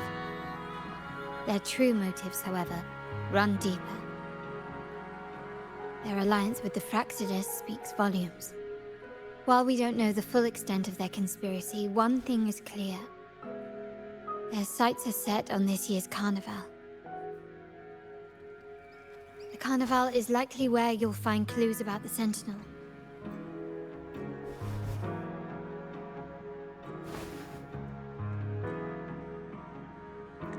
Legend has it that the Sentinel, Imperator, has been secluded in the heavens, cut off from the mortal realm. The last record of the Sentinel is from the Karneval a decade ago. At that time, the entire city was shrouded in mist. Ghosts roamed the streets, a dragon roared from the sky, and a sea behemoth raged, summoning towering waves. Do any clues come to mind? The remnant clouds spreading, experiments to turn echoes, and the dragon's manipulation. The Order plans to recreate these disasters at this year's ceremony.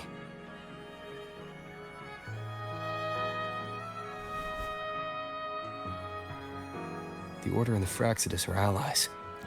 To prevent the Carnival's sabotage, we must stop them. But what is their motive?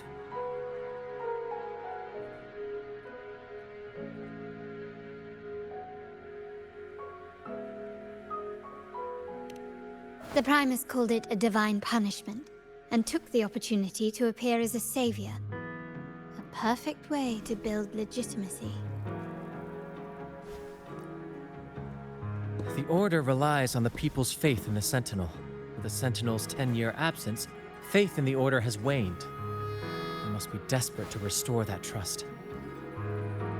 It is for this reason that the Order has been forced to revive the festival.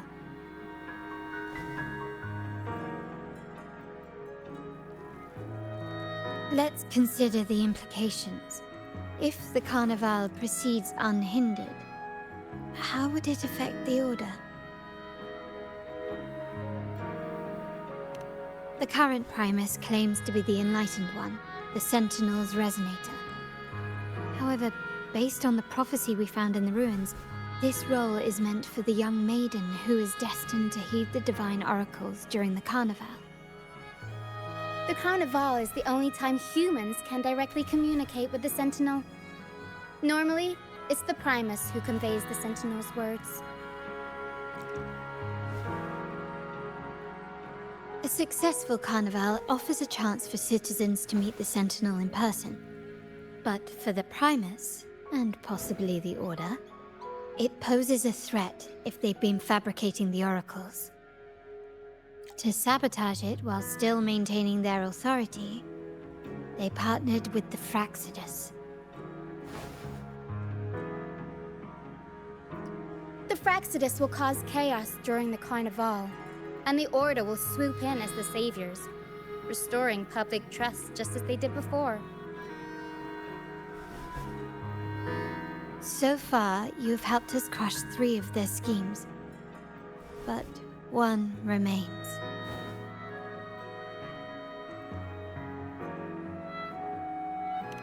We have evidence that the Cetus is being manipulated, and the Fractsidus are setting up their final plan.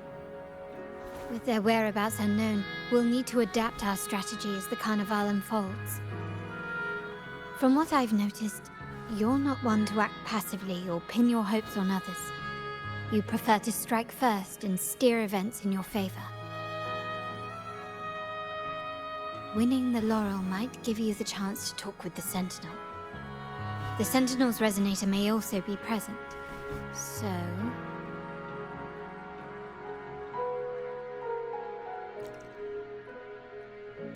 Our aim has always been clear. To restore the Karneval to its former glory with a performance for the ages. If the Divine truly exists, would they wish to see their people living without freedom? Or witness a festival twisted into a tool for tyrants? If we win the laurel, we'll show that such punishment is absurd. But if that's truly their design, we shall break those divine shackles ourselves. Whether divinity exists or not, we will fight for Raguna's freedom, where everyone has the right to live and pursue a future of their own choosing. The Montellis share this vision. Only in a free society can a fair and open market thrive.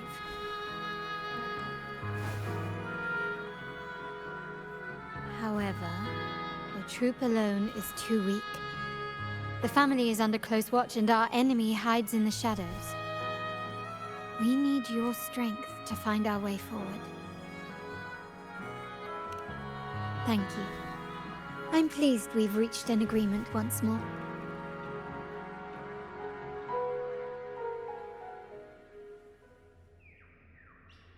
All right. What should we do now? Any plans? Since the Order intends to sabotage the Karneval and incite chaos amongst the guests, confronting them directly only plays into their hands. You've seen the troops' unique approach to combat, haven't you? That's precisely why we're allies with them. We will turn any disturbances into a theatrical performance. I can see our friend here is still a bit confused. No worries, my dear boy. We'll have a quick rehearsal before the Karneval begins. Speaking of which, Ms. Carlotta, would you honor us by joining our performance? Me? I do have some stage experience, though I must confess I may be a bit out of practice. We don't know what challenges we'll face, so your help will be needed, Miss Carlotta. Plus, it's a chance for you to get to know our methods. If you insist. Wonderful! As the festivities continue, if you're both ready, please join us on the stage of the troop liner.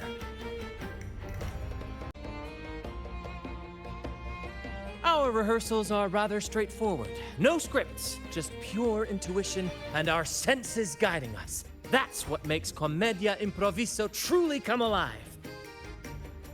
For our improvised comedy, we start with a theme. From there, we build our lines and act on the fly, responding to the unfolding show and audience reactions.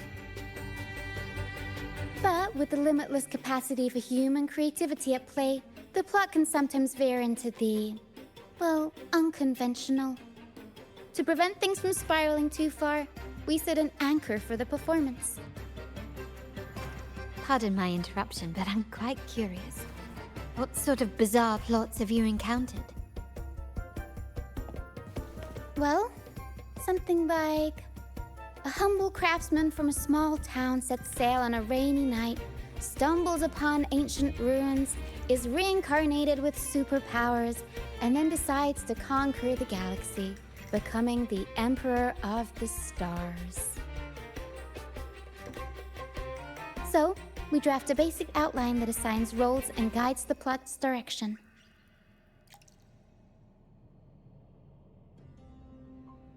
And this time, our outline is: a kingdom is attacked, monsters run rampant, and the Demon King has kidnapped the Holy Maiden. A few brave heroes accept the minister's quest to defeat the Demon King and rescue her.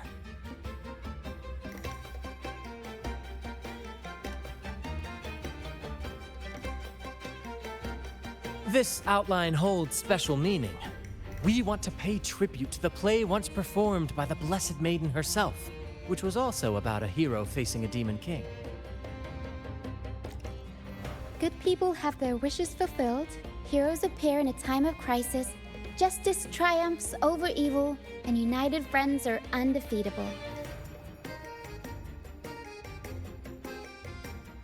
This is the tale the Blessed Maiden once told, and it's a universal story we want to portray. To me, the world is a stage, and performing is much like combat. Coordinated movements, quick thinking, sharp reflexes, and, above all, trust in your allies. What I'm getting at is that you both are very skilled and capable. We don't have many do's and don'ts. So relax and express yourselves freely on stage. This rehearsal is to help you get familiar with basic stage movements, techniques, and the troupe style, and to build good rapport. Exactly. I'll handle the stage lighting, Brant will narrate, and the rest will take on the role of the audience. If you're ready, let's begin. Everyone, a big round of applause to welcome the Rover and Miss Carlotta on stage!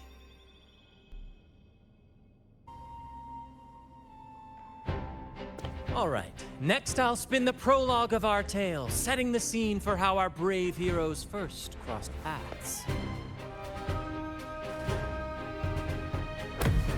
Once upon a time, a hero roamed the world. Undaunted by the lack of a divine vessel, he embarked on a perilous journey across tempestuous seas. Alone in the dark, a young girl of untethered spirit soared against towering barriers with wings of defiance. The winds of fate brought them together.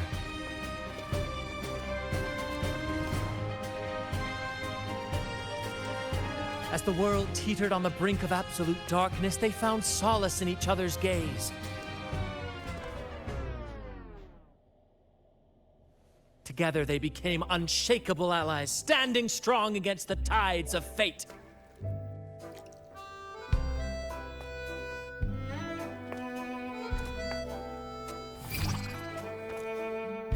Even if light were to fade from the world and the stars cease to shine, they would still blaze like the sun forever.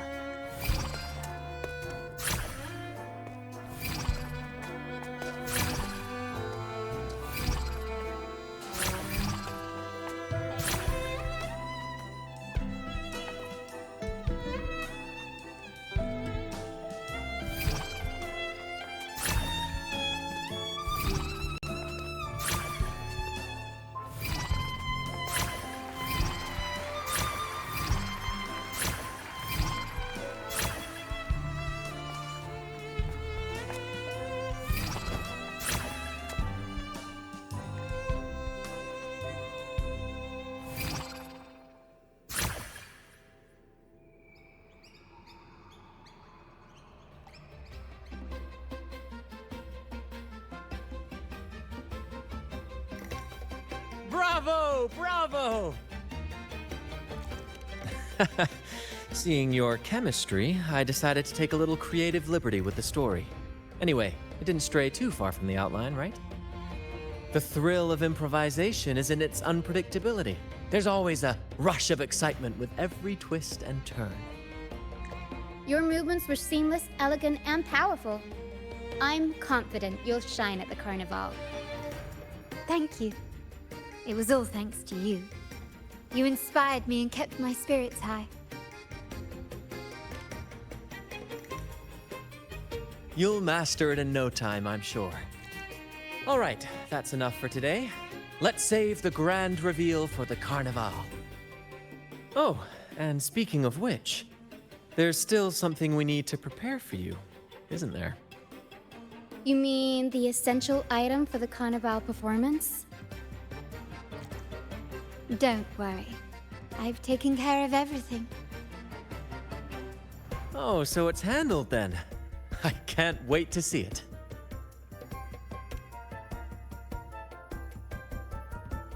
I have a small gift for you. Let's head back to Raguna together. shall we? Oh, dear Lady Carlotta, thank the Sentinel you are finally back. I was just about to close up shop to prepare for tomorrow's Karneval. You have completed my request, haven't you? Of course, Lady Carlotta. You should have more faith in my skills. Here you are. A small token of my appreciation. Abby, I have something for you as well. Wow, really? I get a gift too? Ha! You're so nice. Ah, so that's why Lady Carlotta was so insistent on using only the finest materials and meticulous craftsmanship for this piece. For a moment, I feared she lost faith in my skills and was plotting to hand over the shop to someone else. Now I see why this little creation was so important to you, Lady Carlotta. Nyala, you do have a flair for dramatics. Anyway, why don't you unwrap it?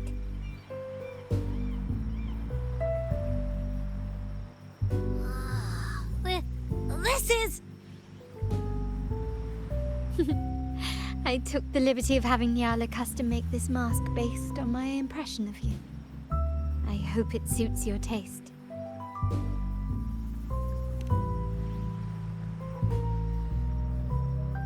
I'm pleased you like it. The Karneval is a splendid reverie, and the mask is its passport. May it help you navigate the Karneval with ease, and let you enjoy it to your heart's content. We will, for sure. May I take a bit more of your time? Walk with me through Raguna tonight. I have some additional information to share with you.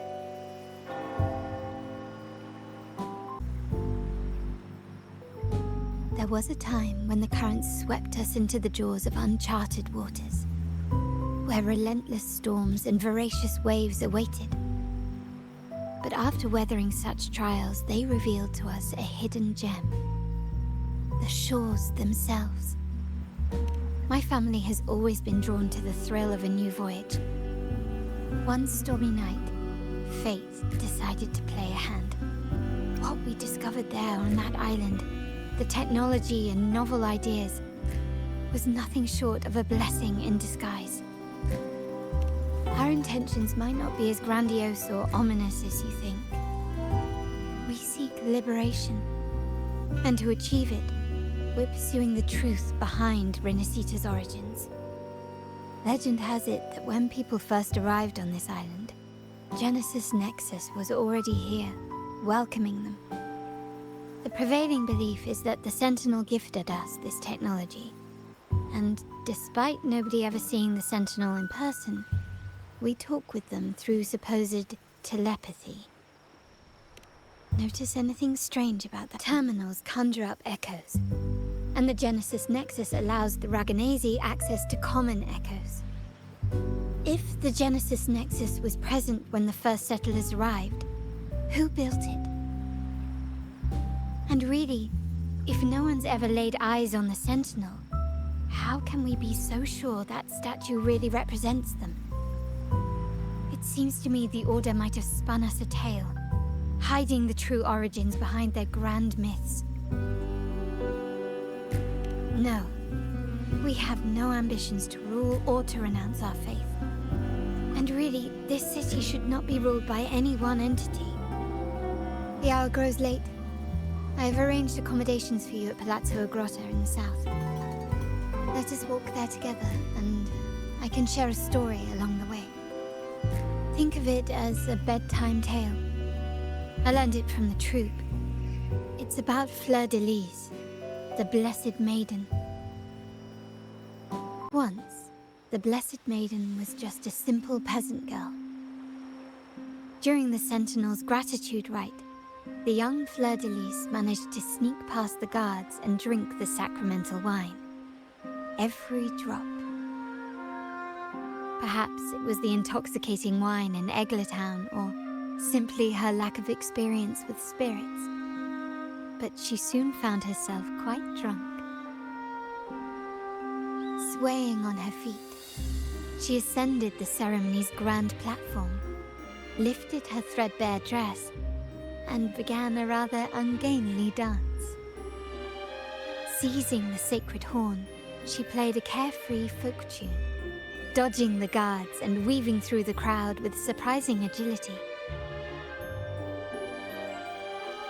Remarkably, the crowd, as if drawn by an unseen force, followed her lead, transforming the solemn ceremony into a wild parade of cheers and revelry. Naturally, the Order was less than pleased. The pilgrim's sale did not yet exist, so Fleur-de-Lis faced 3 days of confinement. During that time, she used her prison walls as a canvas.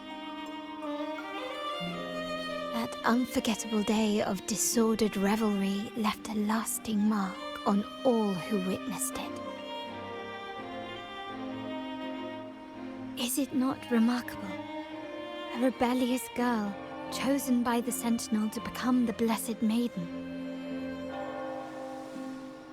If the Sentinel indeed permitted such a girl to serve as their spokesperson, it suggests that all this joyous revelry is not something they disdain.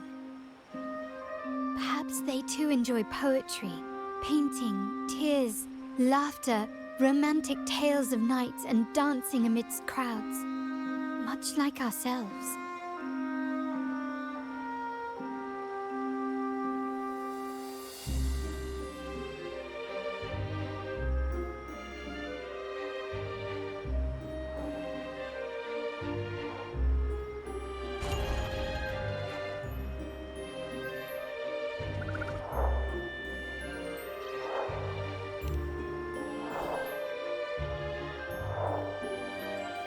The people of this island came from diverse civilizations now lost to time, but through plays and tradition, they sought to preserve memories of their heritage. In the past, while the clash of cultures led to conflict, the Raganese united through faith, restoring balance even if precarious. To maintain this unity, we've always needed both a sentinel and a play based on a shared legend that gives us roles. Yet this play has endured for so long that we've become defined by our roles. Noble, commoner, believer, merchant. What was meant to unite us now stifles us.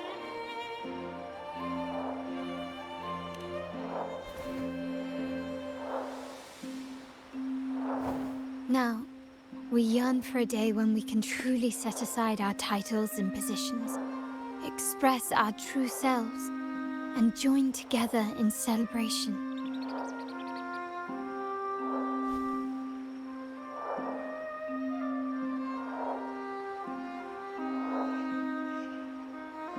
Yes, born from hope and idealism, it reminds the Raganese of our initial vision of equality and freedom. It also affirms our true worth. While the Order's true intentions remain unclear, we are certain their influence has already eroded the very foundations of our society.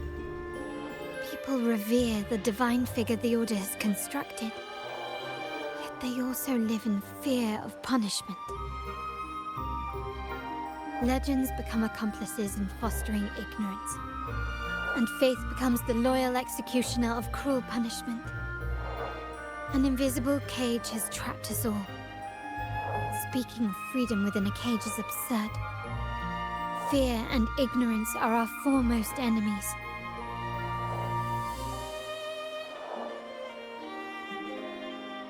This year's Karneval will spark a flame fierce enough to burn down that cage.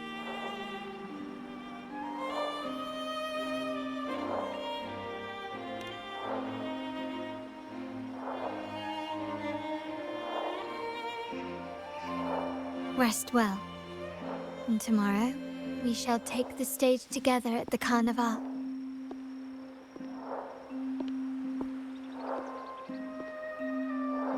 Good night. May your dreams be sweet.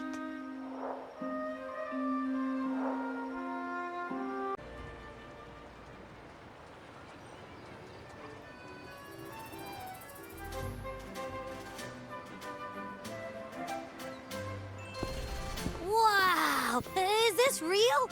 Pinch me! I can't believe how different everything looks. So this is the Karneval, huh? Yeah!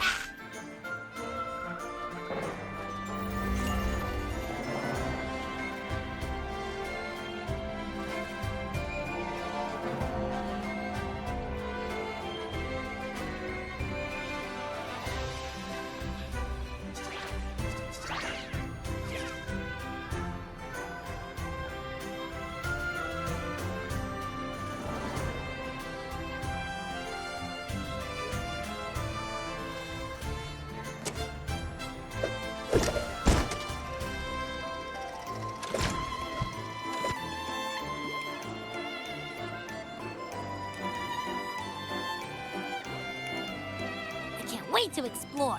Oh, by the way, it's been a while since we last saw Zani and Phoebe. Wonder what they're up to right now.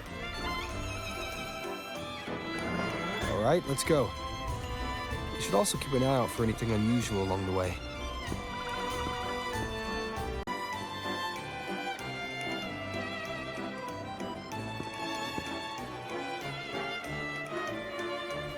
You're here.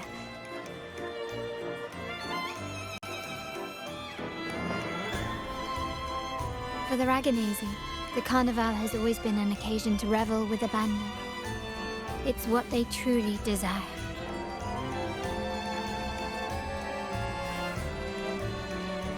The family is prepared. They'll support our plan should the need arise. We must remain vigilant. The Fractsidus may be lurking, observing our every move. It's nearly time. The troops should be arriving at the harbor shortly. How do you feel? Ready to step into the spotlight?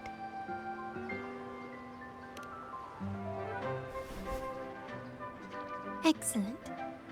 We have the skills. Now it's all about improvisation.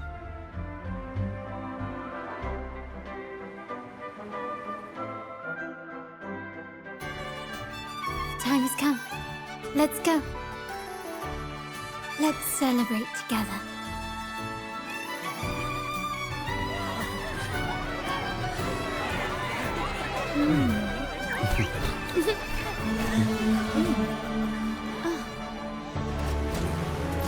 When freedom is unchecked, the insidious evil of division takes root. People of the Center, do not lose yourselves in these fleeting pleasures. Remember what unites us all.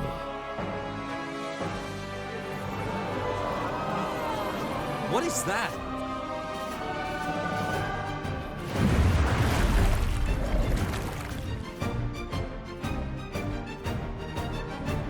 Friends!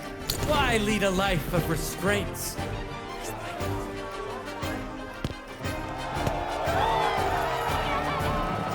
Why not live like there's no tomorrow?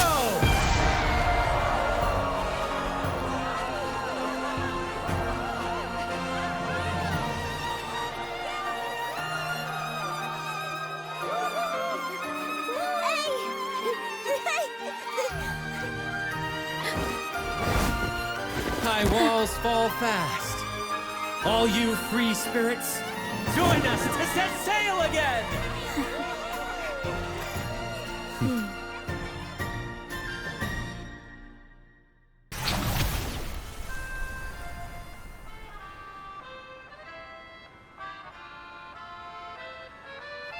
Ah, we've arrived. Such a small world, isn't it? Oh, what an honor to be remembered.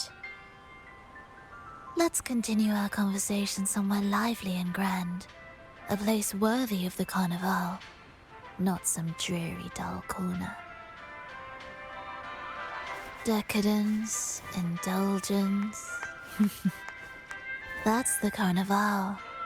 A vivid daydream and grand illusion for all.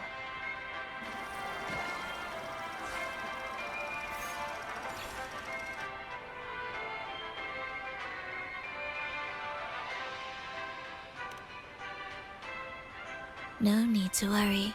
I won't disrupt their little daydream.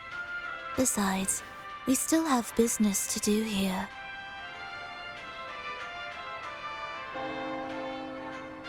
Now that you know what makes the Sentinel so unique, you should know we seek the same thing. That extraordinary resonator.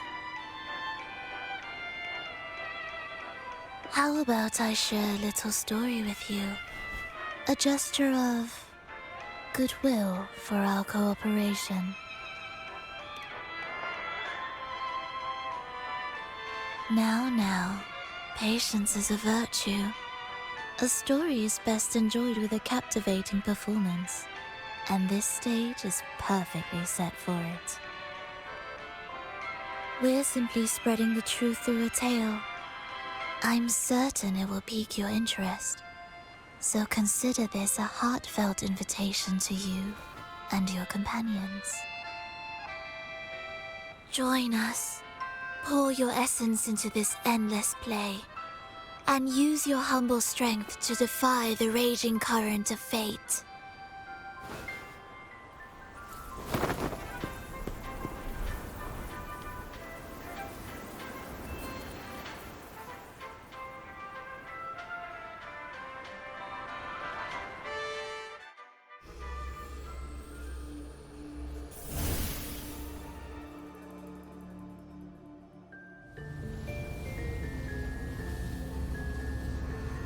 The stage is set, and the curtain rises. Actors, the moment to dazzle has arrived.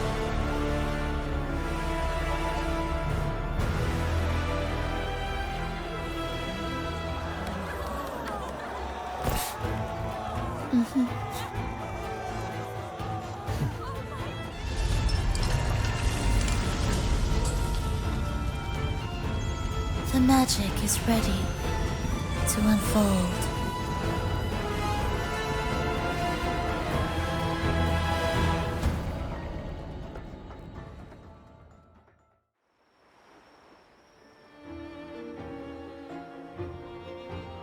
As anticipated, the Fraxidus is on the move. Now, remember the rehearsal we did yesterday? All our preparations have led to this very moment. She intends to use those Lycorises to summon and control the Tacit Discords. If we destroy the Lycorises, we can neutralize them. Everyone is in position. We'll mull into the West Plaza. Phoebe is stationed at the East Plaza, keeping an eye on things. The main stage is all yours for the grand performance.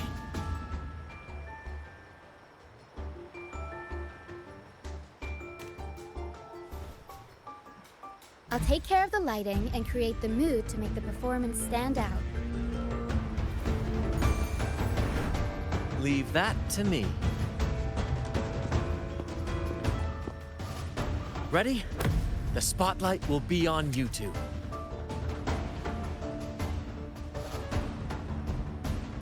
The curtain has been lifted. We can't keep our audience waiting. Then... Ladies and gentlemen, the grandest and most spectacular performance of the Carnival is about to commence. Let us give a warm round of applause as our actors now take the stage.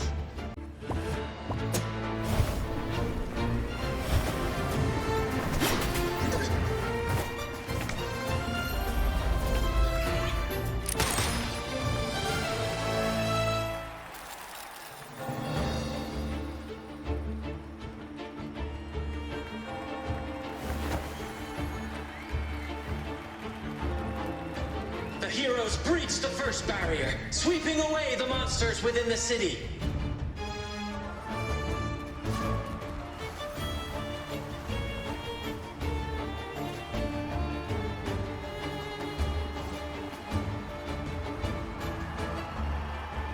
Now, they advance toward the Demon King's castle, where peril awaits at every corner.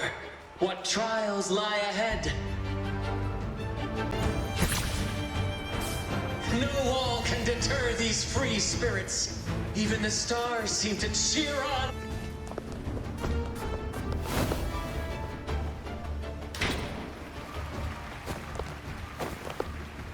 Exercise caution. New enemies have appeared. The Demon King unleashes its minions, long awaiting these audacious intruders.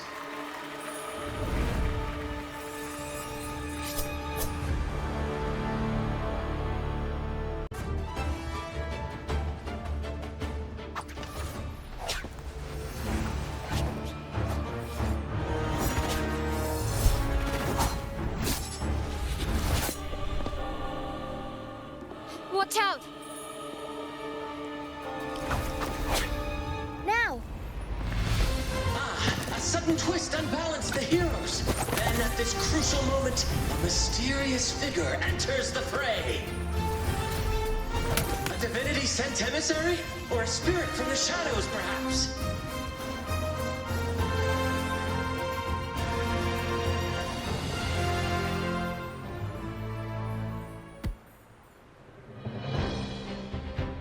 She seems moved by their passion and righteousness. See her join the heroes' ranks.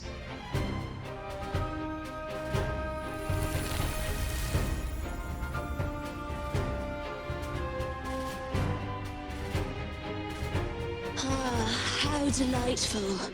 I await your shallow, bated breath.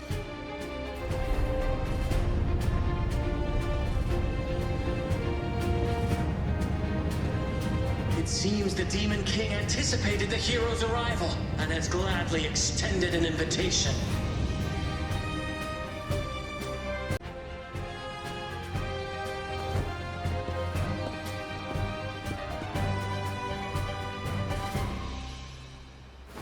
With unyielding determination, the heroes accept the challenge.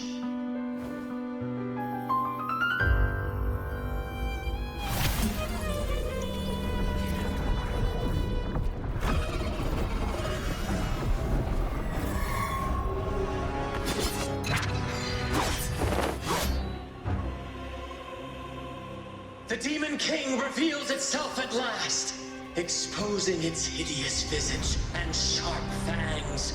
The final showdown is nigh!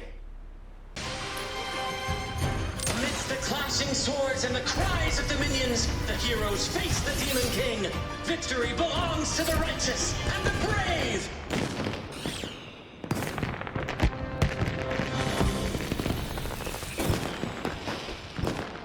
And now, we await the Holy Maiden's return. And so we arrive at the happily ever after, yes? But we do not live in a fairy tale.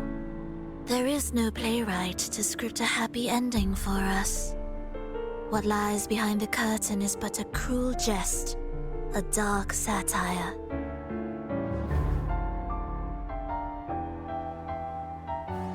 Let me reveal the truth behind that idyllic ending.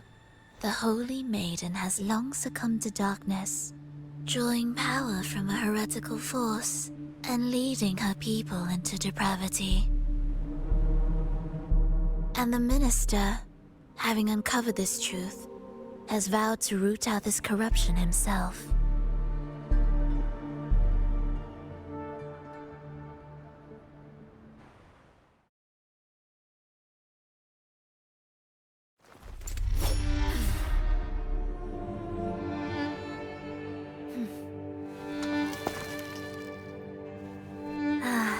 Come now, let us embrace the grand climax of this revelry.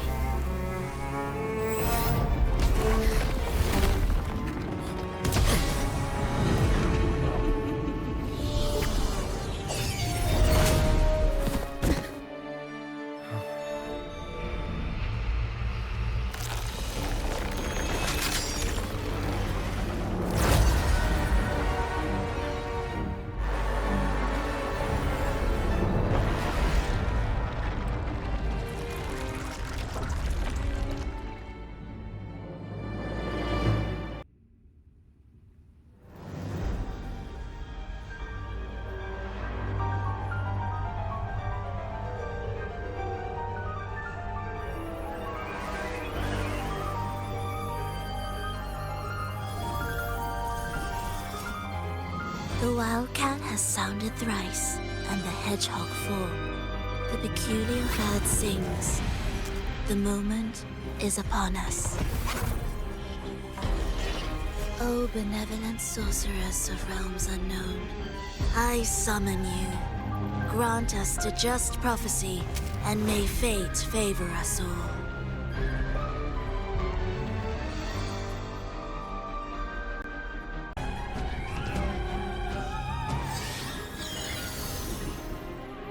Defy destiny, mock both life and death, and rise beyond good and evil.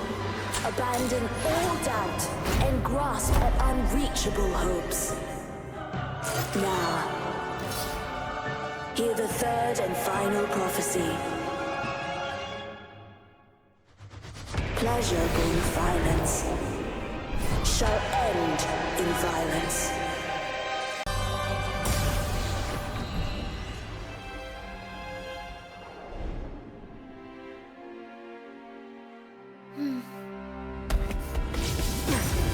What a pity. The prophecy says the king will not take his final bow in this act. Reality beckons. Have you glimpsed the truth in this dream? 2 prophecies fulfilled, but the third? I await to see how you will rewrite it.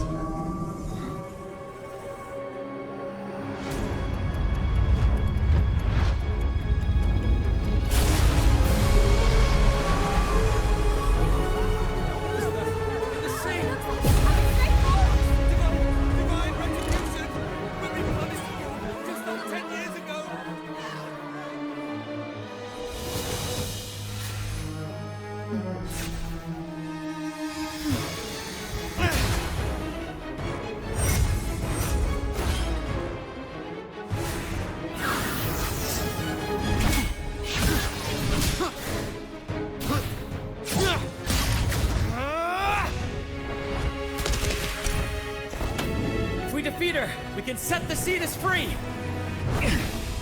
We'll give this performance the perfect finale!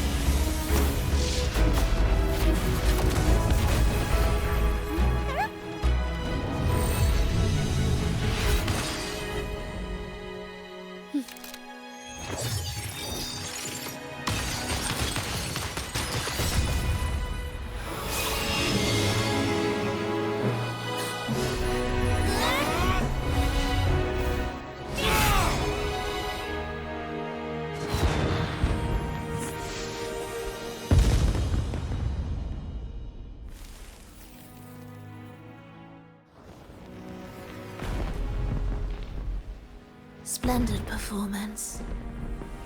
It's almost time for the final bow, but the symphony between us has only just begun its overture.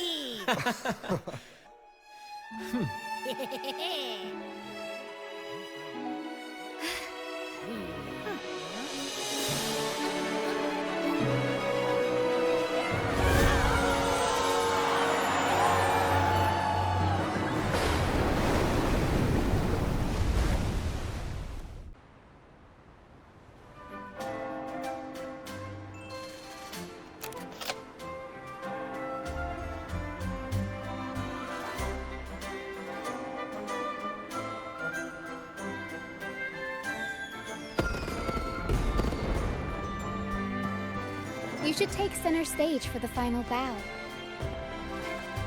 Hear that? The thunderous roar of applause. Oh, it has been far too long. This is the true essence of the Karneval. At last, the crisis has been resolved.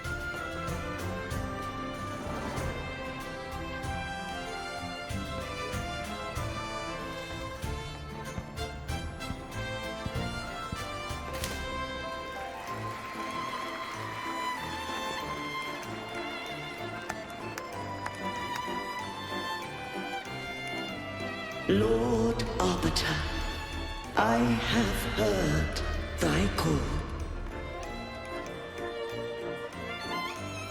I have awaited thee for what seems like an eternity.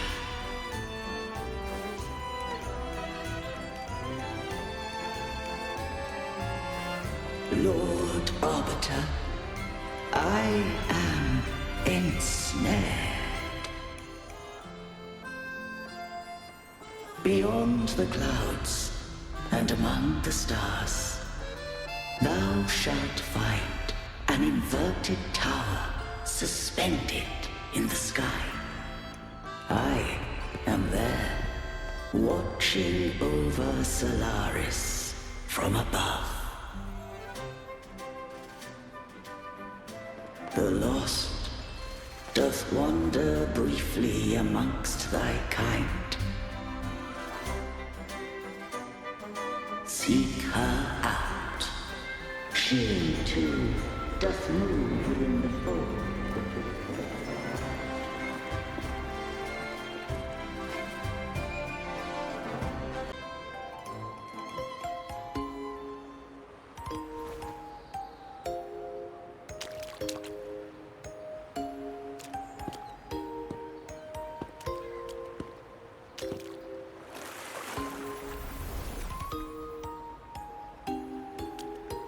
The next move is... Am I getting this right? It feels a bit off.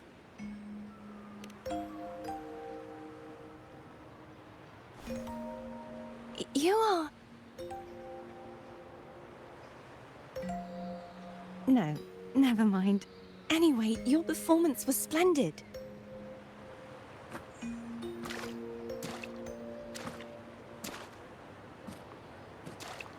I'm here for the Karneval as well. It's been ages since I've seen something as grand as this.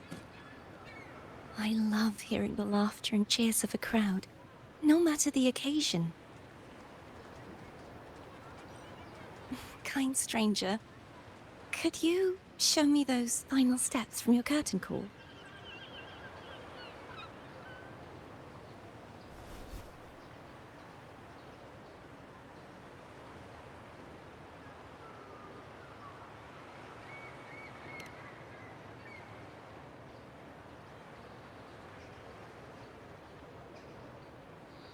I'm sorry, but I can't stay here any longer.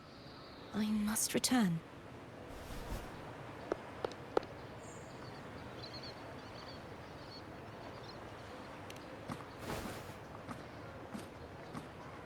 My name? It's...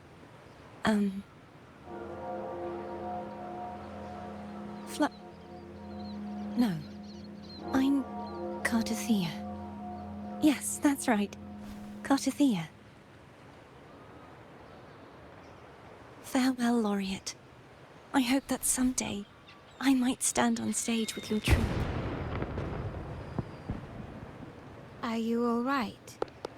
Some family members mentioned you were speaking to a wall. I'm worried you might still be under Frivola's spell.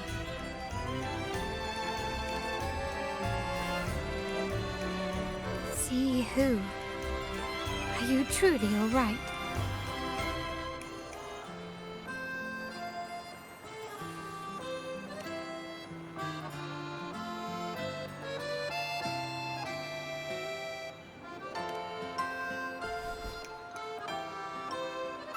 Cartothea. I'll make a note of it. If she was indeed here, she is likely still in Raguna. I will have my family start searching.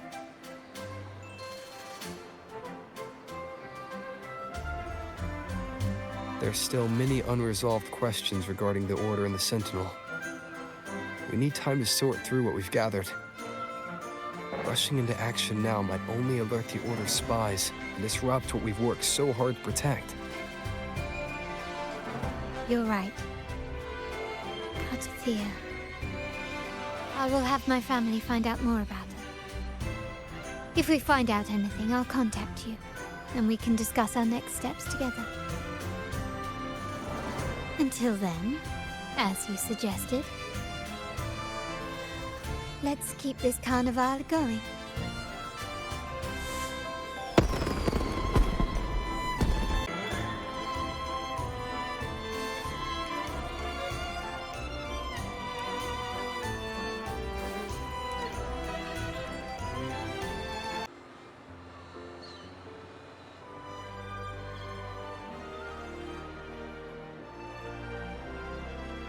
Raise your glasses! Shout it loud, friends! To us! To the Karneval! And to our very own laureate! A name that echoes through the world, destined to roam the skies before shaking the earth!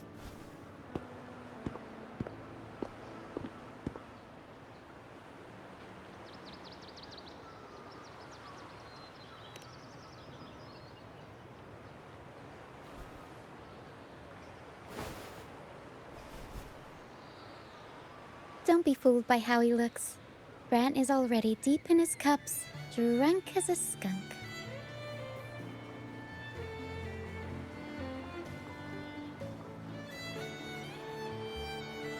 Oh, let him enjoy himself. The taste of victory is still fresh. And after such a battle, we should celebrate to the fullest. Drink your fill, everyone. This round's on me.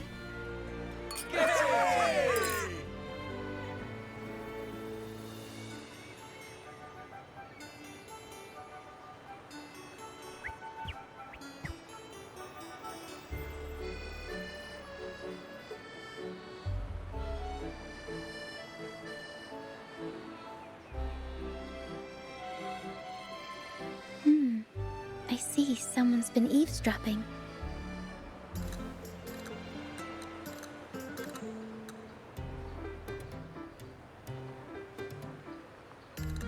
A devout acolyte wouldn't enter such a place without a good reason.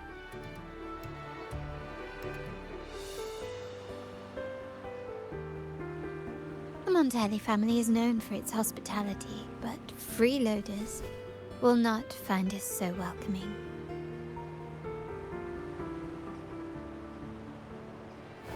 Friends, let's keep the mood lively.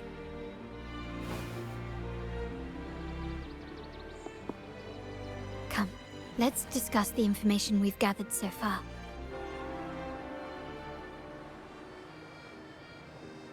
During the Carnival, you heard the Sentinel's voice and found a girl named Karthia. We've dug up some information on her. In the Order, every high-ranking acolyte is given a new name. We contacted the acolyte Phoebe. After some digging in the Order's records, she confirmed that before taking on her holy title, the Blessed Fleur-de-Lis was called Karthia. But the Blessed Maiden, she martyred herself 20 years ago.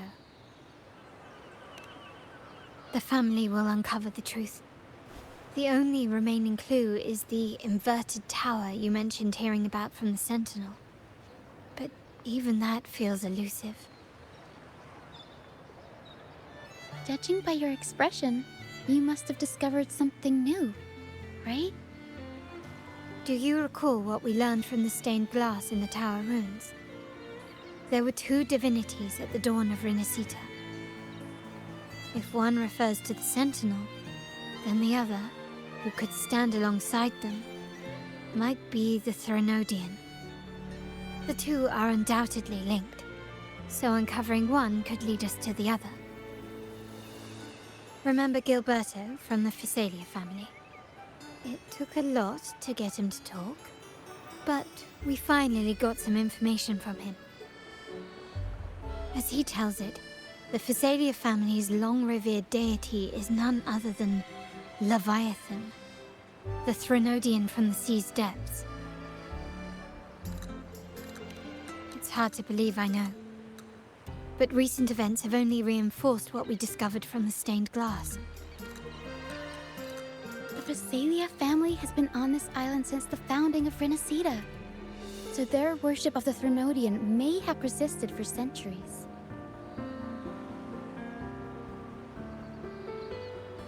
We will attempt to establish contact with the Phassalias to build an alliance and gather more intelligence. Rest assured, negotiation is what we do best. If necessary, we'll present them with an offer they can't refuse.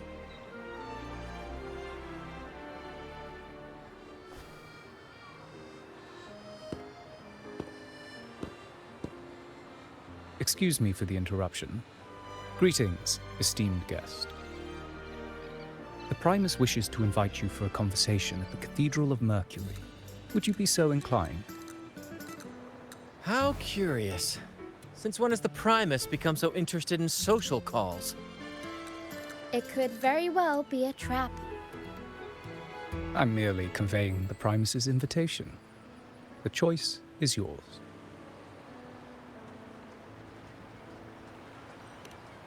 Remember, you're not alone.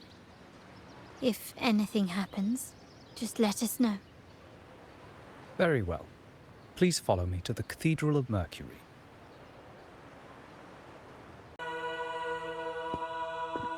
Never before have I seen a day so steeped in both shadow and light. The birds sing, the flowers bloom, yet this world knows neither true joy nor eternity. Come closer, righteous one. There's no need for hesitation. I am Fenrico, the Primus of the Order of the Deep. Your deeds have reached my ears, and I have long wished to meet you. Alas, the burdens of this world delayed our meeting until now. I beg your pardon for the wait. Please accept my respect for you. You and your troop have shown great talent and ambition, breathing new life into Raguna. I ask you to deliver this message to your companions. From this day forth, the troop shall have permanent rights to perform within the city. All mortals stumble, but through pilgrimage, they have cleansed their souls and atoned for their transgressions. They have earned their right to return to this divinely blessed land. I understand that questions weigh on your heart. In the presence of a just divinity, speak freely, and I will answer with all the honesty I possess. By the great Sentinel Imperator, I swear to you, there shall be no deceit in my words. You have walked a path similar to theirs. Indeed, you have the right to meet them. However, due to the Dark Tide 2 decades ago, the Sentinel's body was gravely wounded and remains in a state of recovery.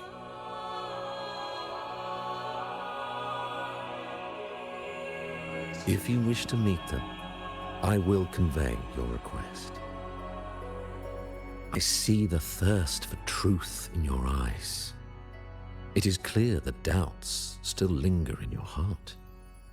Please, voice your concerns. Fleur-de-Lis. She was the emissary of the Sentinel, and we are grateful for her contributions. 20 years ago, during the Dark Tide, she sacrificed herself to seal the calamity. She fulfilled her duties in this world and returned to the divine embrace.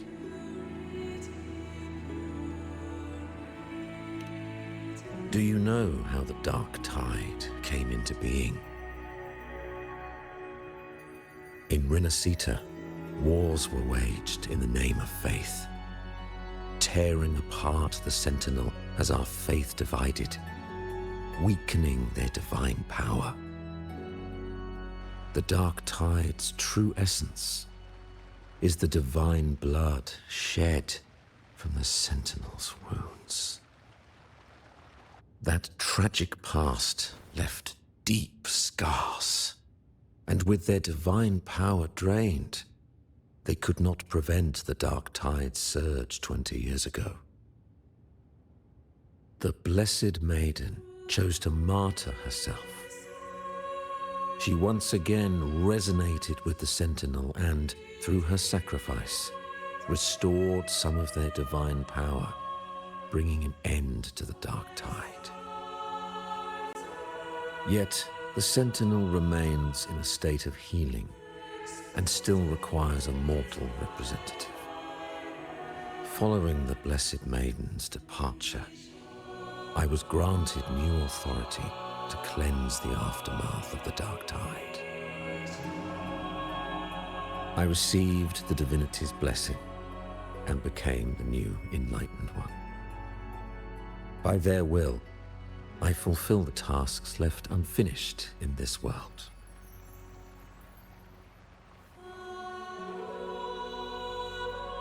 Therefore, we must unify all beliefs, ensuring the purity and unity of our will to prevent another tragedy.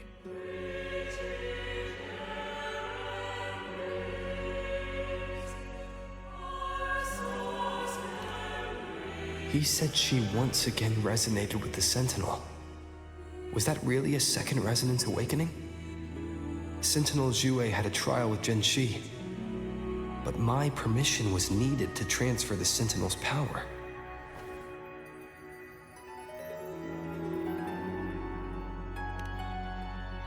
I swear, my words are without deceit. I see in your eyes that you have walked further on the path of justice than I anticipated.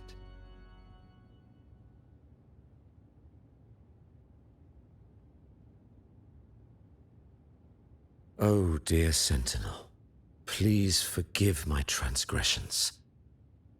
The dark tide brought us a blood-stained lesson.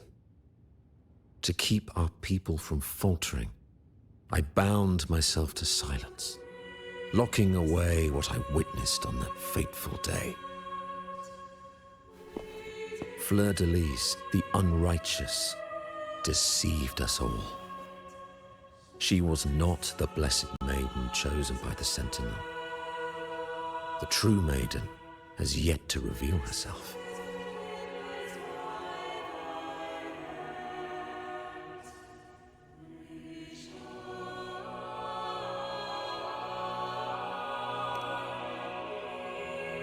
You must know that a being capable of rivaling our divinity exists in this world. Humanity's eternal adversary, the evil of all civilizations, the Threnodian. As the Sentinel has their resonator, so does the Threnodian.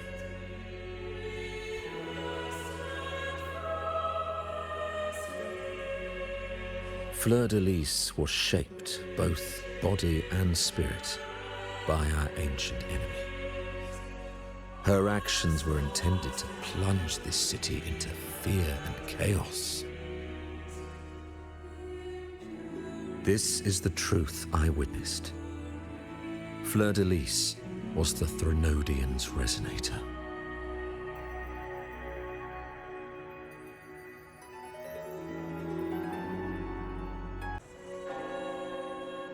How can that be? That Blessed Maiden, could she really be the Threnodian's resonator? What if the Primus's words were a bunch of baloney? But we saw Cardathia following the Sentinel's instructions. They wouldn't mix up their own resonator, right? Now my head hurts. Who was she really with? The Sentinel or the Threnodian? Well, probably won't get any more answers from him. All the clues we've gathered so far point to the Threnodian. And the Phasalia family worships the Threnodian. We'll have to wait for Carlotta to arrange an audience with them. Something tells me this Karneval is just the beginning. There's more ahead. I'm sure of it.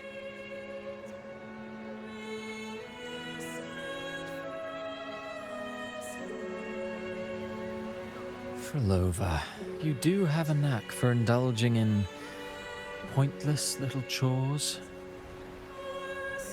Why, there's no rule against an actor making good use of the intermission. Besides, I haven't disrupted your arrangement, have I?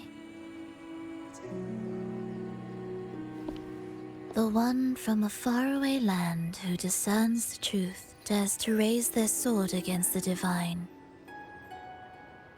In response, the slumbering gods break free from their shackles, revealing their true forms. The possibility of the second resonance awakening is now a certainty, so we just need to see if that special resonator truly exists. Was the Blessed Maiden a resonator for the Sentinel or the Threnodian? Or both? If so, oh, a resonator capable of wielding both powers. I am eager to see how this story ends. Cristoforo, if you don't want to spoil the next act, I might have to give your carefully crafted plot a little nudge. Speaking of which, that rover shines brighter than anyone else in your play. Do you find him interesting as well? Frolova, it seems we walk different paths. I don't share your fondness for that sort of puppet theater. I merely place the characters on their stage and they act out their fates, driven by their own volition. To remain courageous amidst absurdity. To pursue a spark of divine grace. This, to me, is the truest essence of humanity. Don't you think? Even the most pristine cadence of death pales beside the untamed, fervent, and tenacious spirits of the living.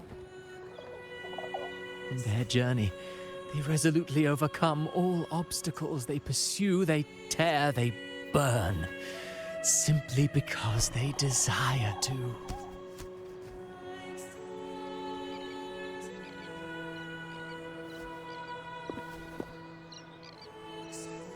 I think you should leave your secluded mansion. Take a walk and listen to the voices scattered across the world. Perhaps. From Honglong to Rinasita, he has indeed added a few unexpectedly beautiful notes to my symphony. I am certain that, even without any direction, he will walk the path that destiny has laid before him. All things ascend toward a singular point of convergence, and what awaits at the end is immortality. Before the tides of fate, we are all but humble servants.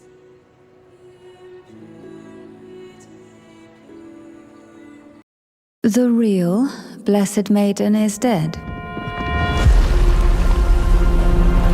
And when the darkness came, none escaped. This was where everything started. The origin of the second dark tide. At its center stands a tower, its gate locked by 3 seals.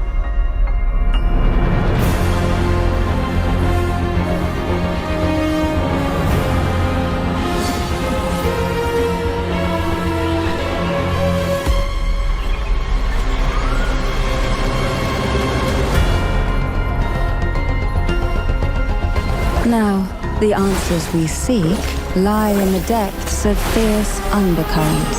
Will you join me and dive into the deep sea? Silence. surge of deep tides call from the abyss. Suffocate.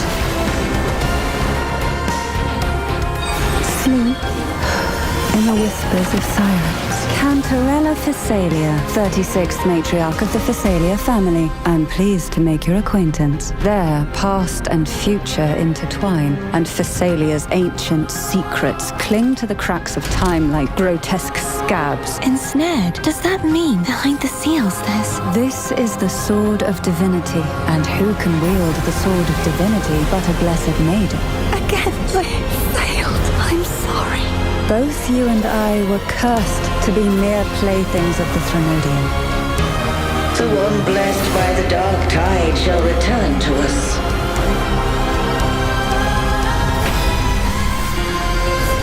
Continue thy disobedience at the risk of insanity.